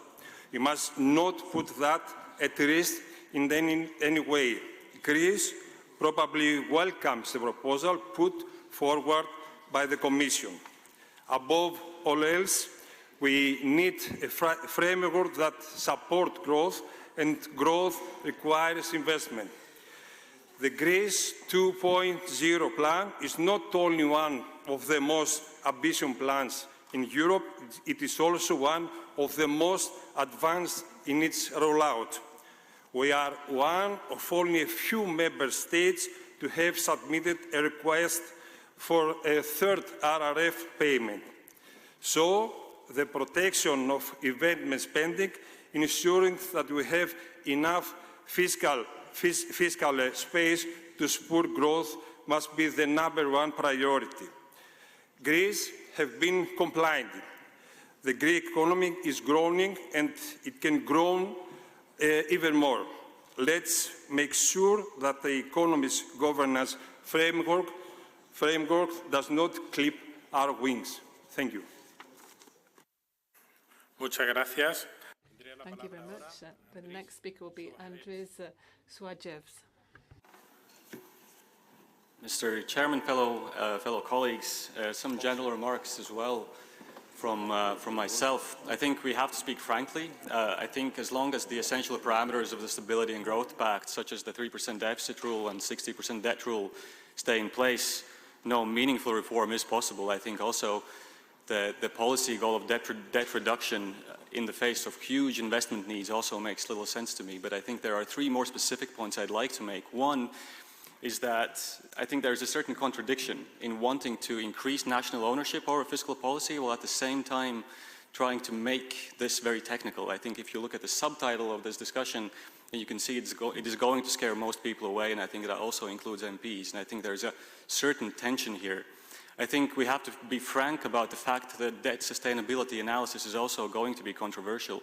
If output gaps were controversial, then this will be equally so.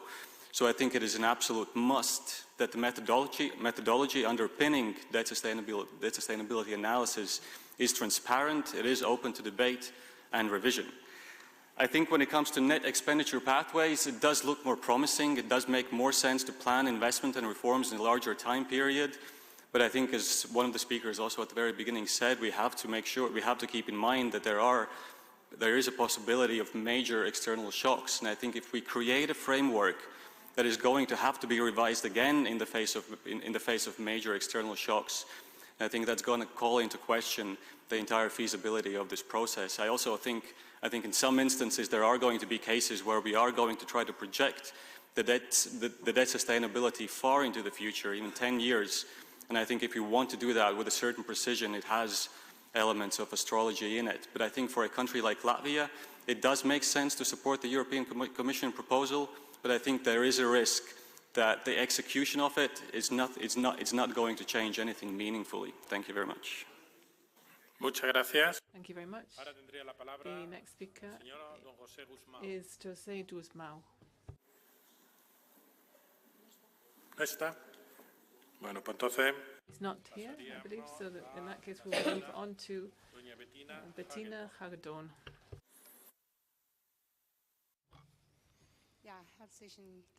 Thank you very much. From Germany and the current budgetary debate, I'd like to report in order to shed a highlight on the fact that the debt sustainability is not something that we just set up as a cross on the altar. I've actually been for 20 years member of the committee, budget committee, and we've had also had to pay up to 40 billion in terms of interest rates in the last years, and that has had an impact. And given the lower interest rates in 2020, we had a level of only 4 billion euros per annum, and now we have once again achieved a level of debt servicing of 40 billion euros. And this really highlights the kind of effort and the burden that this kind of debt means for the future generation that also wants to shape Europe. And I just want to remind everyone about this, that in this debate regarding the proposal of the Commission, we do have some doubt whether this extension from 4 to 7 years really can be calculated in a reliable way, because there's always an inherent risk. And I want to add something else. In Germany next year, we will once again be returning to the normal rules, not just in Europe, and we will also have to meet the debt brake. Right now we're caught up in the middle of very fraught budgetary negotiations because we cannot do everything that we normally would want to do. And it is not easy to convey this message to the public. And in these times, people also look at what we expend on Europe. And therefore my urgent plea, and this is not just me speaking, my plea is that in order to further the acceptance of European policy and fiscal policy, that in order to do so, that we make as transparent as possible how well those programs such as Next Generation EU and others have really worked for the people. Thank you. Thank you very much. It's Luigi Martin now.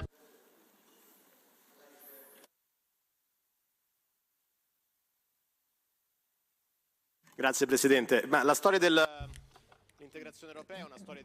Thank you very much. The whole story of European integration is a story of commitments and also of trade-offs. I think now we're talking about fiscal rules. I think it's a big risk to be talking about these things. I think the worst thing that can happen is that if we have debt reduction in exchange for the golden rule, then this would, I think, be a bad trade-off. I mean, I'm actually against the golden rule, not just because of what it would mean when we would have to actually strip out all of those aggregate expenditure. That would mean trade-offs too. But But for instance, if I'm told that I have to slim down to 90 kilos or below that because of my heart, if then I weigh myself at night, if I then perhaps decide to eat the spaghetti and put the spaghetti instead on the scales, it's the full weight anyway. What we have to do is accept tough fiscal rules, but they need to be fair rules in exchange for this happier world. So we get this fiscal tool that will allow us to fund public goods in Europe. I think that is the commitment. That is the trade-off that will allow us to get out of this dreadful situation that we're stuck in, and that is absolutely essential. So I think that is the fair deal. So if you're against tough fiscal rules, you have to accept that whether we like it or not, we will have to move towards more discipline in our democratic states. Remember that in budgetary discipline, if we don't have that in Europe, the challenge that we're facing with the US and China will never work. Let me give the floor now to Algirdas Butkevicius. Thank you, dear President. We see the Commission's proposal as a good basis for negotiating the timely agreement. The result of the new fiscal framework review should lead to ensuring the sustainable reduction of EU debt in the long period and create conditions for strengthening economic growth and long-term financial sustainability. To enhance fiscal discipline in Lithuania, the reform of strengthening the medium-term budgeting system is currently underway. This reform is designed to establish a transparent and efficient medium-term budget system that is closely integrated with the state strategic management framework. This integration is achieved by creating clear links between budget programs and strategic documents, such as development programs, and by linking the performance indicators set in the budget and strategic documents. The change aims to establish a more sustainable state's fiscal policy, manage the impact of their decisions and commitments on future budgets, increase the clarity of funding for appropriation managers, and mitigate year-end spending issues. Finally, I would like to stress the importance in selecting the specific policy measures to achieve a common EU and national goals. There should be flexibility to adjust them if needed, maintaining the same fiscal adjustment ambitions foreseen in the fiscal structural plan. In addition, we believe countries should be able to review the fiscal structural plan once there is a government change, taking into account democratic accountability. Gracias. Muchas gracias. Thank you very much. The next speaker will be Madam Ingeborg Gressler.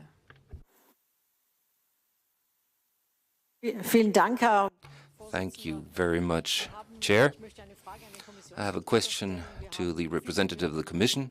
We heard a lot about the preventative and the corrective arm, but we have not spoken about the budgetary framework regulation.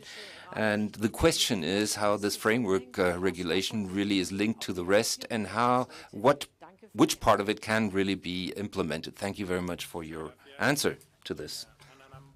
Ana Bernardo. Ana Bernardo is the next speaker. Merci, Monsieur le Président. Thank you very much, Chair. It's a great pleasure to be here today. I would like to thank the organizers of this conference as I start. As has already been said during this session, we have all learned from former crises. Austerity is not the solution.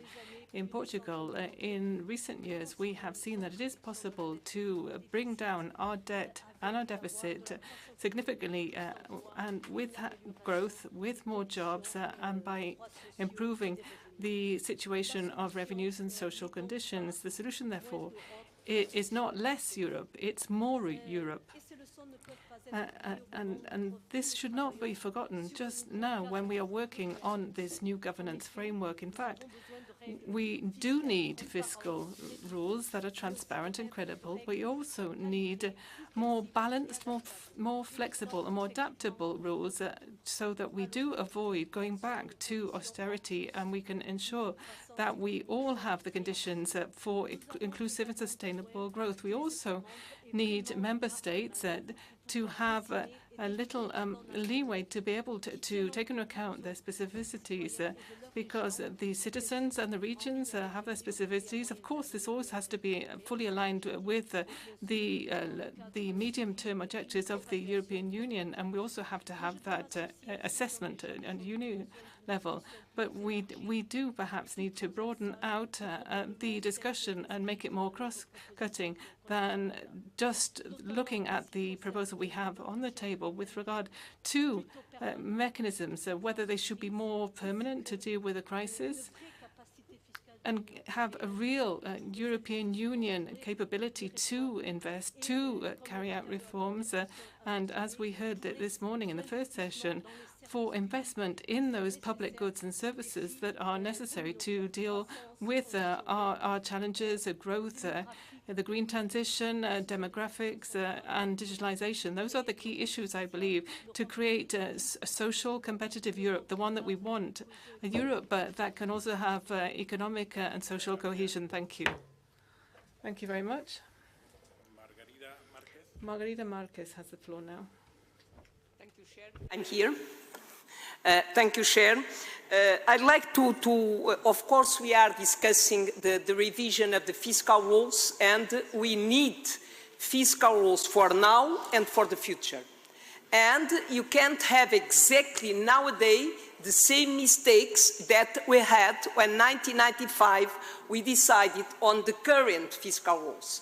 So this is the main point. So the difficulty, in my view, now is to member states, because the ministers now can stay in the government for 2 or 3 or 4 years more. It means that they are thinking on the moment and not for the future. And we need rules for the future. So this is the first point. The second point is that we need to balance sustainability of the debt and sustainable investment. And I think that we discussed already a lot on this point. But I have 2 concrete questions. The first one is, until now, since the beginning, as co-rapporteur with Esther de Lange, we speak with everybody, but never we can hear from someone saying that we need cyclical, pro-cyclical rules.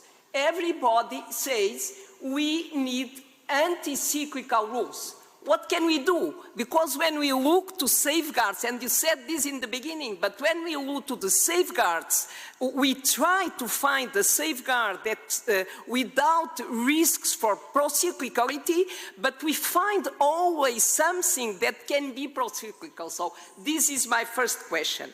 My second question is on the permanent mechanism for investment, what we say the fiscal capacity. Everybody say that this fiscal capacity is needed. For example, on the Commission proposal, the Commission didn't put the fiscal capacity on the proposal, but on the annex of the communication last November, Commission put the list of all the financial institutions that are demanding the creation of fiscal capacity. IMF. Muchas gracias. Thank you very much.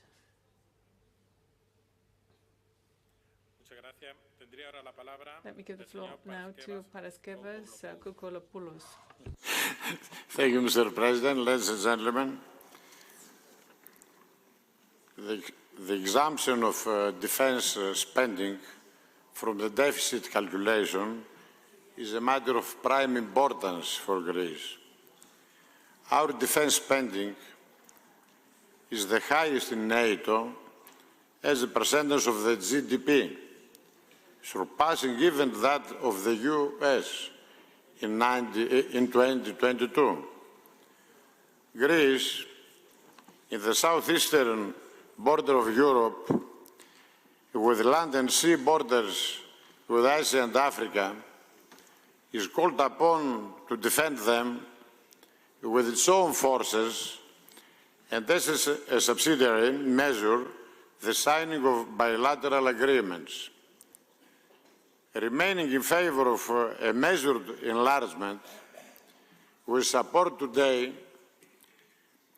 as a priority the deepening of the EU on the basis of the development of the common European defence area, the pillars of which will be the cultivation of the political perception of the European citizens for a single Europe, as well as the establishment of a European defence industry financed by additional resources from the European budget.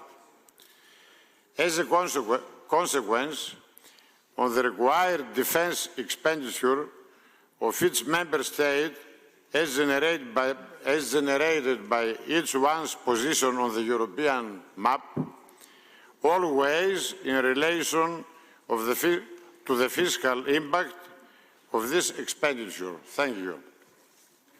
Muchas gracias. Thank you very much. The next speaker will be Mr. Jonas Fernandez. He isn't here, so we'll move on. So the next person on the list, Anneli Ackermann.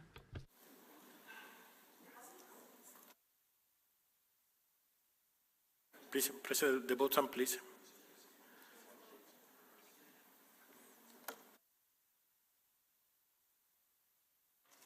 Dear colleagues, yeah, I found the right button.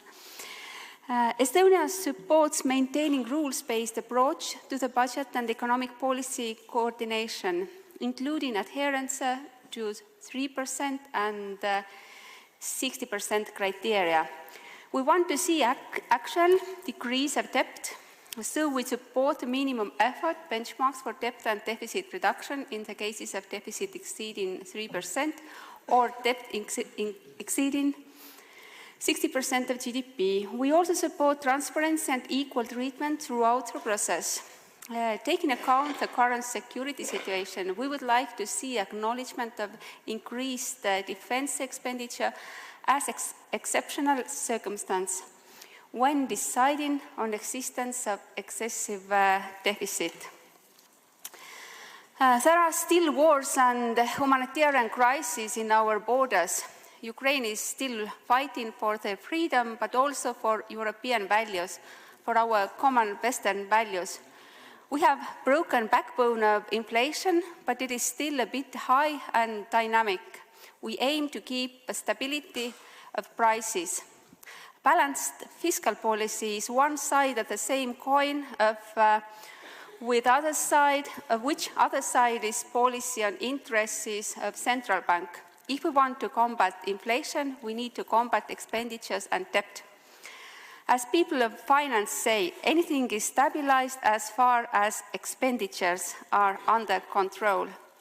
Crucially, we need stability of prices, stable fiscal policy for investment to transmission to green economy, reforms to raise efficiency, our nations to defend. We all have different problems, but the same aim. That is why we need common, firm, transparent rules for all European countries.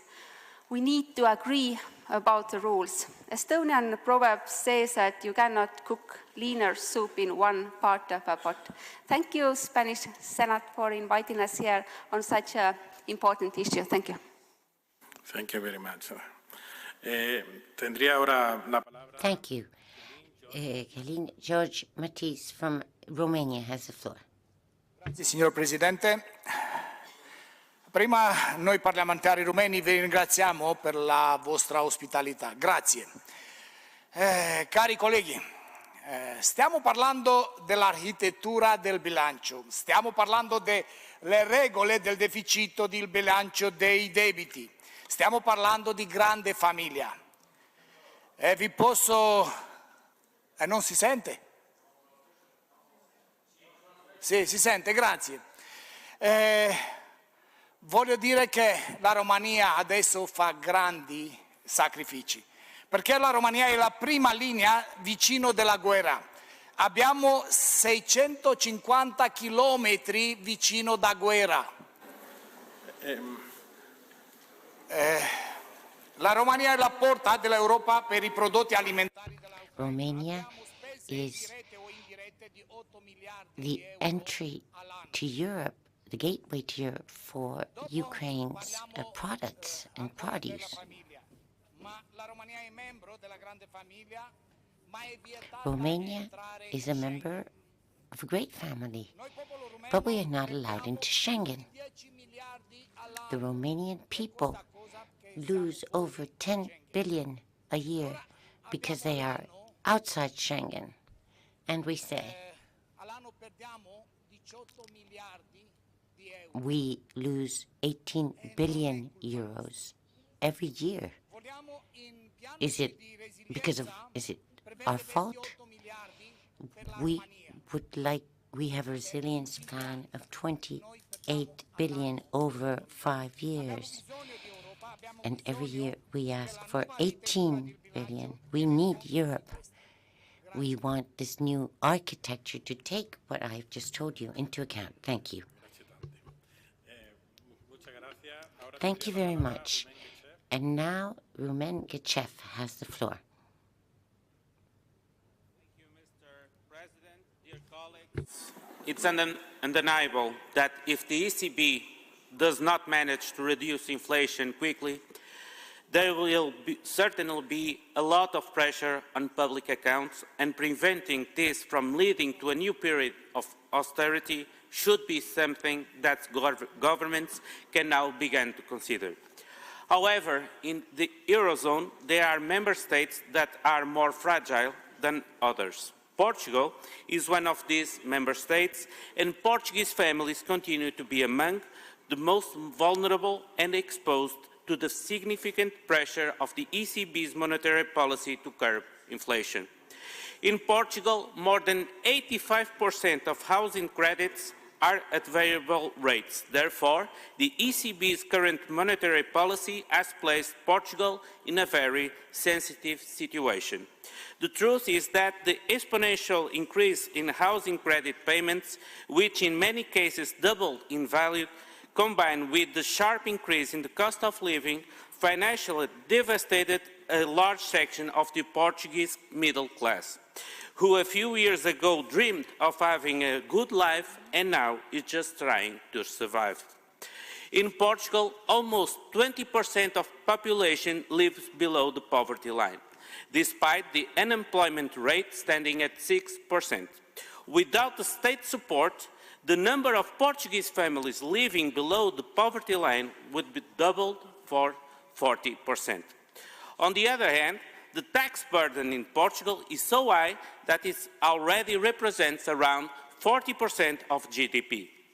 Dear colleagues, after a decade of monetary policy focused on defending the financial stability of the euro markets, it's important that the ECB does not fail to incorporate into its decisions concern regarding the impact of its actions on critical variables of the real economy, such as consumption, employment and investment. Thank you.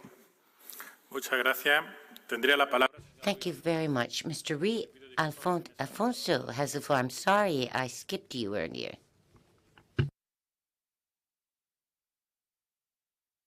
¿Está el señor Ruiz Alfonso? Is Mr. Ruiz Alfonso in the room?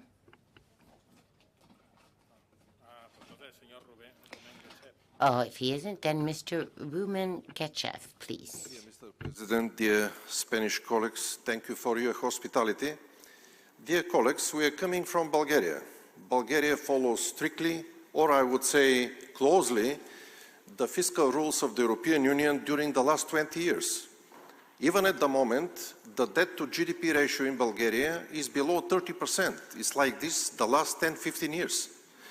The budget deficit is in the range of 3% of GDP, and also we have fiscal reserves which are approximately 5-6% of GDP. So, from the point of view of the Maastricht criteria, Bulgaria is supposed to be accepted in the Eurozone at the moment we are in the waiting room. The only difference is that in Bulgaria, the inflation rate is a little bit higher than the weighted average of the countries from the Eurozone. At the same time, we understand very well that there is a great dependence, interdependence, I would say, between the fiscal and the monetary policy. The monetary policy and the economic growth in the Eurozone is not sufficient. Unfortunately, the main objective of the Eurozone to achieve higher economic growth is not fulfilled. Unfortunately, the United States, I'm not talking about China, but even countries which are not members of the Eurozone, like Denmark and Sweden, have higher economic growth and better standard of living. Some countries like Poland, the Czech Republic, Hungary, also have some doubts about the efficiency and the level of performance of the Eurozone. And it's not because the bad management of the European Central Bank, most of the colleagues agree, that is because the mismatch between the fiscal and the monetary policy.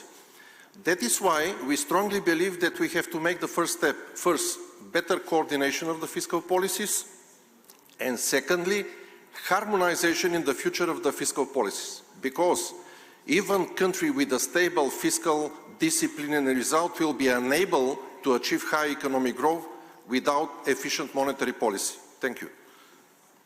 Muchas gracias. Thank you. And finally, Mr. Sven Clement has the floor. Sorry for not doing it in French to my French colleagues, but it's easier for the translation.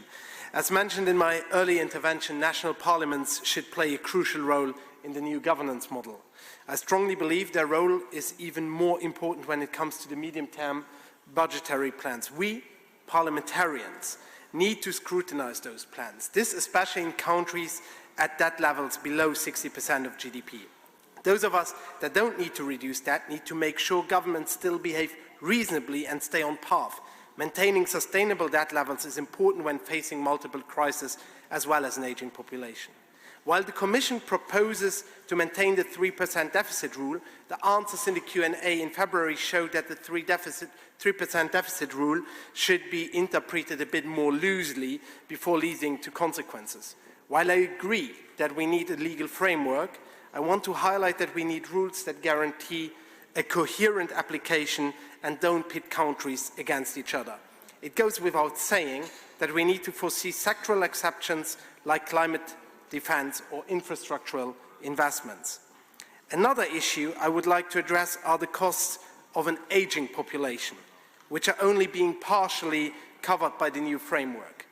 In that context, we also shouldn't forget that implicit debt levels stemming from social security guarantees are not considered when analyzing the sustainability of current and future debt to GDP ratios.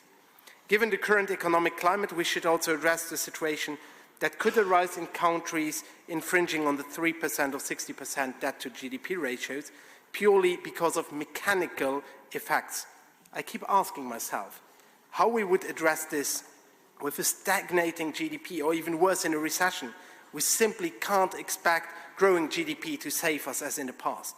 In short, the proposal for a new framework is progressing in the right direction. It addresses the right issues, but open questions remain and we need answers before implementing the new framework. Thank you. Muchas gracias. Thank you.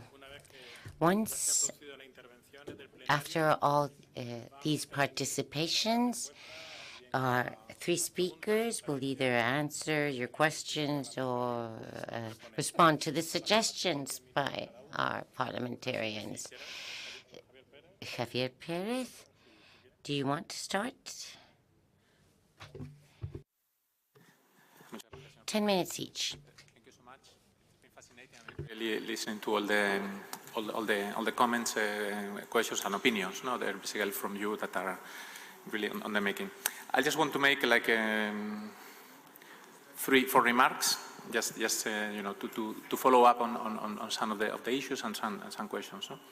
So I think that one issue that is kind of distorting part of the debate is that the discussion about the new framework is done in the context of fiscal consolidation needs. No? I mean, we know public debt is very high, we're in a situation of structural deficits, but really, I mean, I like the intervention talking about this reform for the future, because, I mean, fiscal rules are not for consolidation. I mean, fiscal rules are, you know, for good and bad times, and to create buffers in good times and then spend them in bad times. No?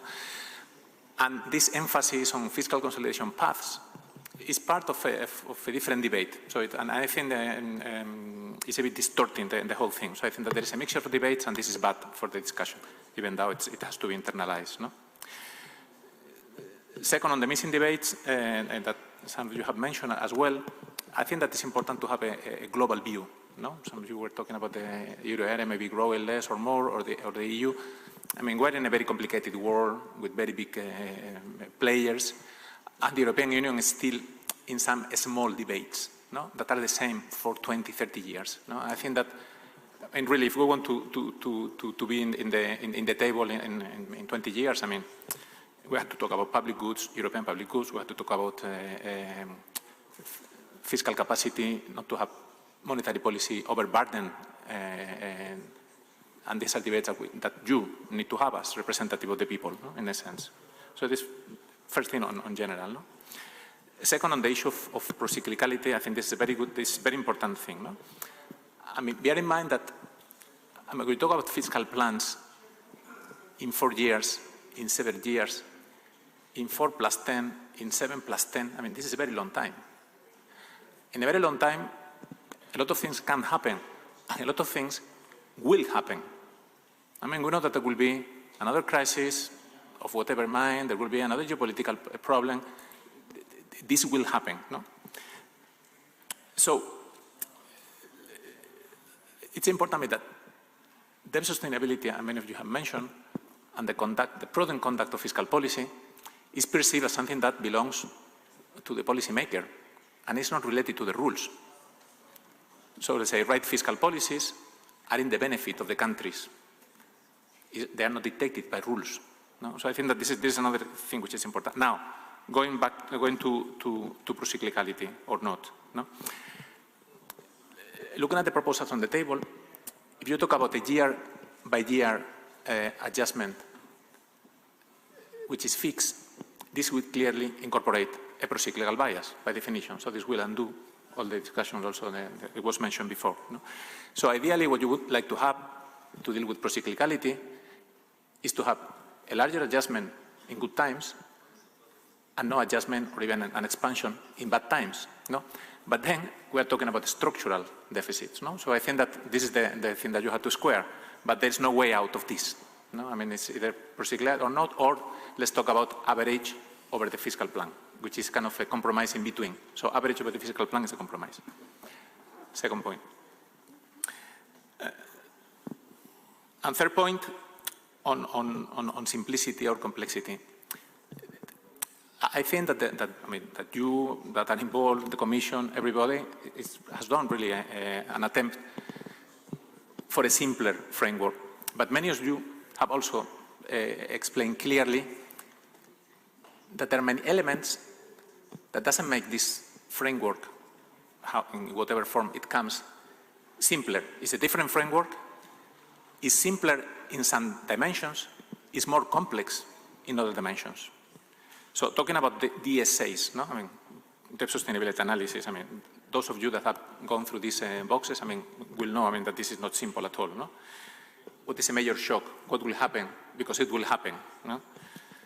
How to move from the 4 to the 7 years, which are the criteria, how to estimate the impact of reform and growth in the medium run. I mean, these are very difficult issues that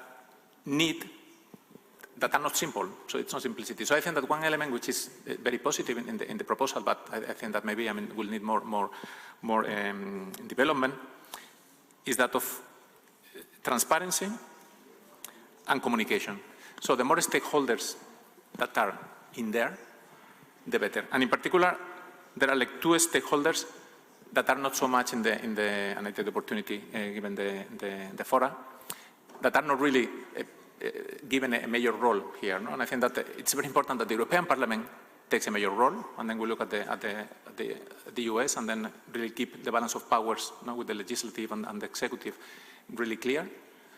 And second, that national parliaments at large are involved. You cannot make a fiscal plan for 7 years. If you lose an election in 3 years or 4 years, what will happen? It will be reboot. So more players and a strong role for players. I think this is kind of missing when you think about the theory designs. And I think it's important some of you have mentioned that. And I will leave it here, President. Thank you. Muchas gracias. Ahora tendré la palabra. Thank you very much. Yes, you have the floor next. I have a bit the impression, if we summarize this very interesting debate, I had the impression that most of you colleagues said that the proposal as such from the Commission is a good proposal, and this is already a compliment, because not always in Brussels we think that the Commission makes good proposals. But then, on the second step, on the idea how to improve this proposal, the idea is completely different. So half of you said we need to strengthen, and half said we need to be more flexible.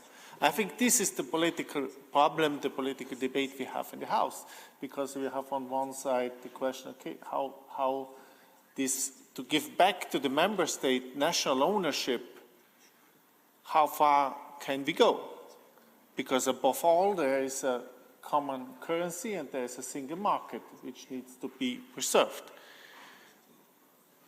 And on the other side, if we give back to the national member state or the member states ownership, we cannot introduce a lot of safeguards which at the end do not realize this national autonomy or responsibility. So on this we need to find a compromise, as somebody said, a good or a bad compromise, hopefully a good one. But this is the political challenge, I think, in the Parliament and also in the Council. So all the best to the Spanish Presidency to find a good compromise on this. I think the big debate, and this is also what you said, is the political dimension of this, because we need to be aware that governments, and this is nothing bad, governments, they need to have an action which citizens consider positive, because a government normally is looking for votes. And we need to avoid that, especially in member states where governments are not so stable, and we have some of them, the duty is not postponed to the next one. So simply I spent a lot of money because knowing that in 1 year or 2 years there will be a new government, the next one can do the duty. This I think we need to avoid, and there is a risk on this. And I personally think we need to create rules which are realistic. I was already in the European Parliament. I was also part of the team when we did the six-pack and the two-pack. And also the debate was very similar. Also at the time, we had a big debate, for example, if this reduction of the 1/20 every year is feasible, realistic or not. We saw it is not. And as somebody said today, there are member states with a high debt, and clearly they have a higher necessity to reduce this debt. But for them it's more difficult than for others, because they are into the vicious circle of a high debt, which creates a high spread and a high expenditure for interest rate, or for the interest. So I really hope that we are going to find a good compromise which gives a stable, let's say, government in the years to come. Muchas gracias. Thank you. And Mr. Lescrevet. Understood it as a compliment to say that the proposal of the Commission at least provides a good basis, so that's a good start. Perhaps my few remarks, I would start from the RRF, getting then into the central fiscal capacity, and then moving towards a few elements related to the governance review and the fiscal rules themselves. I mean, there were a few questions or considerations about, let's say, the success or the size of the RRF. I mean, was it too big? I mean, it's always difficult to say. And beyond, of course, what our extremely good colleagues in DG ECFIN have put together in terms of analytical basis, which was published together with a proposal back in 2021, I would say it was not too big because it had, through the size, also an important confidence effect, and that we have seen immediately beyond any money or any single euro having been spent. The fact that it was there already helped to, let's say, have an impact on markets, on interest rates, on people's confidence and thereby growth. So, and then of course, when we come to the take-up, when we go to the plans, we always, and that's the nature of the RRF, requested member states to implement these reforms and investments, to put them forward in the plans against receiving the money. And still now, before money is being disbursed to member states, it's always against delivery.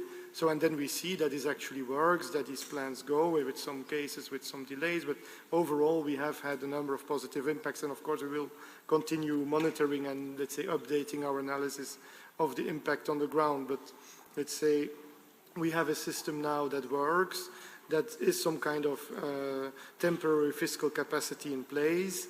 And then I hear, okay, moving to the permanent one with the one or the other objective, I would say I'm not totally convinced that everybody wants it, because we actually have a proposal on the table since many years and it has not been adopted by the Council. So it's not so easy, and that's also the reason why at this stage we thought it's perhaps wiser not to conflate those two debates at this stage in the context of the governance review, because from what I hear as well, and from what we also hear in the Council, is that there is actually quite good chance to land this fiscal rules debate in the coming months.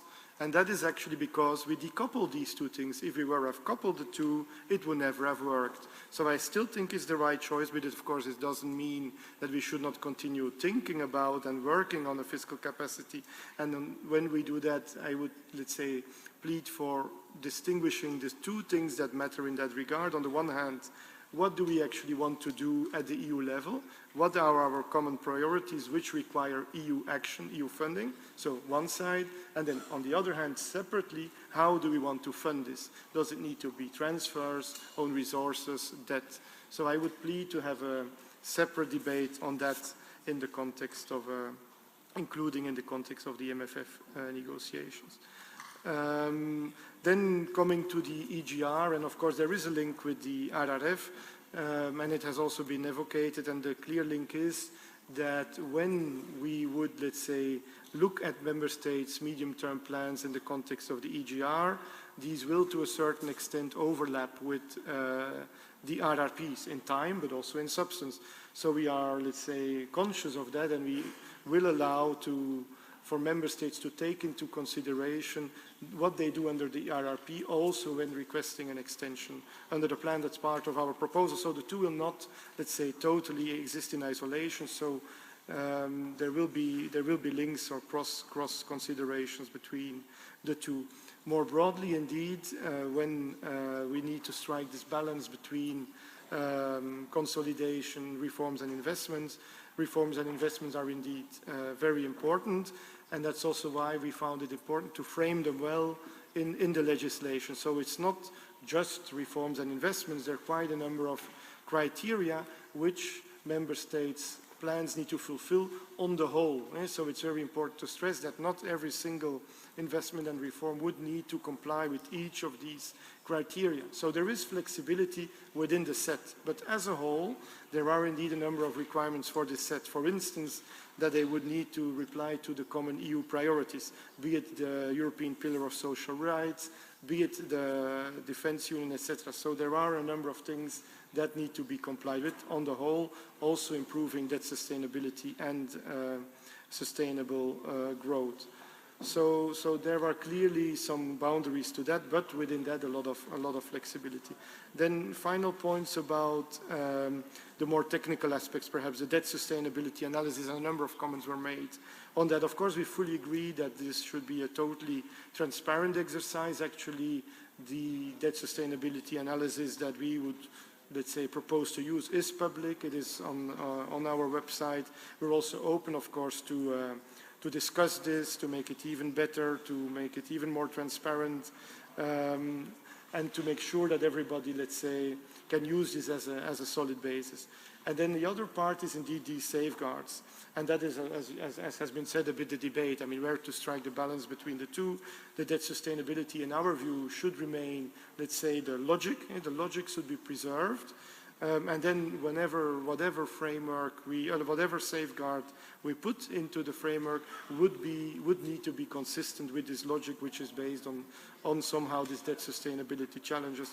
And of course, avoid this procyclicality, on which I would say there are already a number of elements in our proposal that would help clearly in that regard. For instance, if we talk about an expenditure benchmark and no longer a structural balance, this in itself will already be much less pro-cyclical.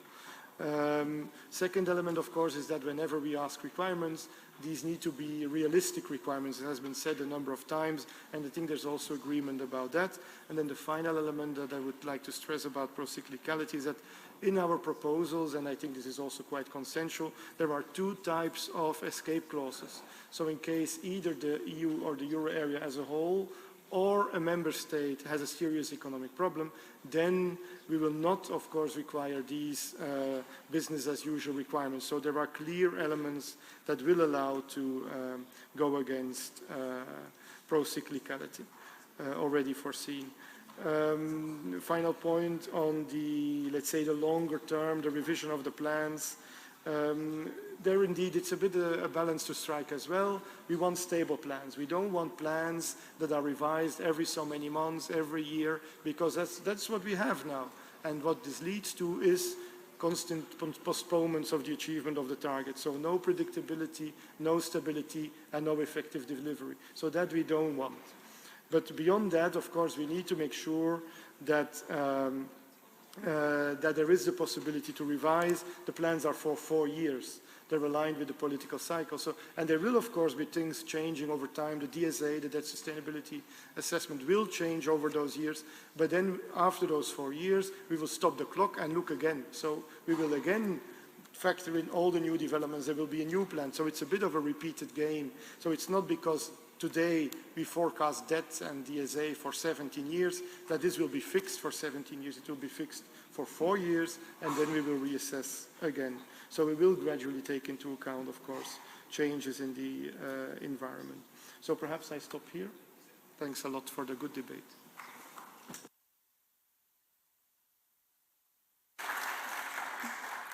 Bueno, pues muchas gracias. Quiero en primer lugar, y me van a permitir que agradezca a los tres ponentes. Thank you very much. I do want to thank the three speakers for the caliber of those presentations and the clarity of them. I'd also like to thank all of you here today for your excellent comments during the day. Thank you also to the organizers for the excellent organization of the event and members here of the Senate. They are so professional. Thank you to you for your work too. Have an enjoyable evening. You deserve it. Thank you.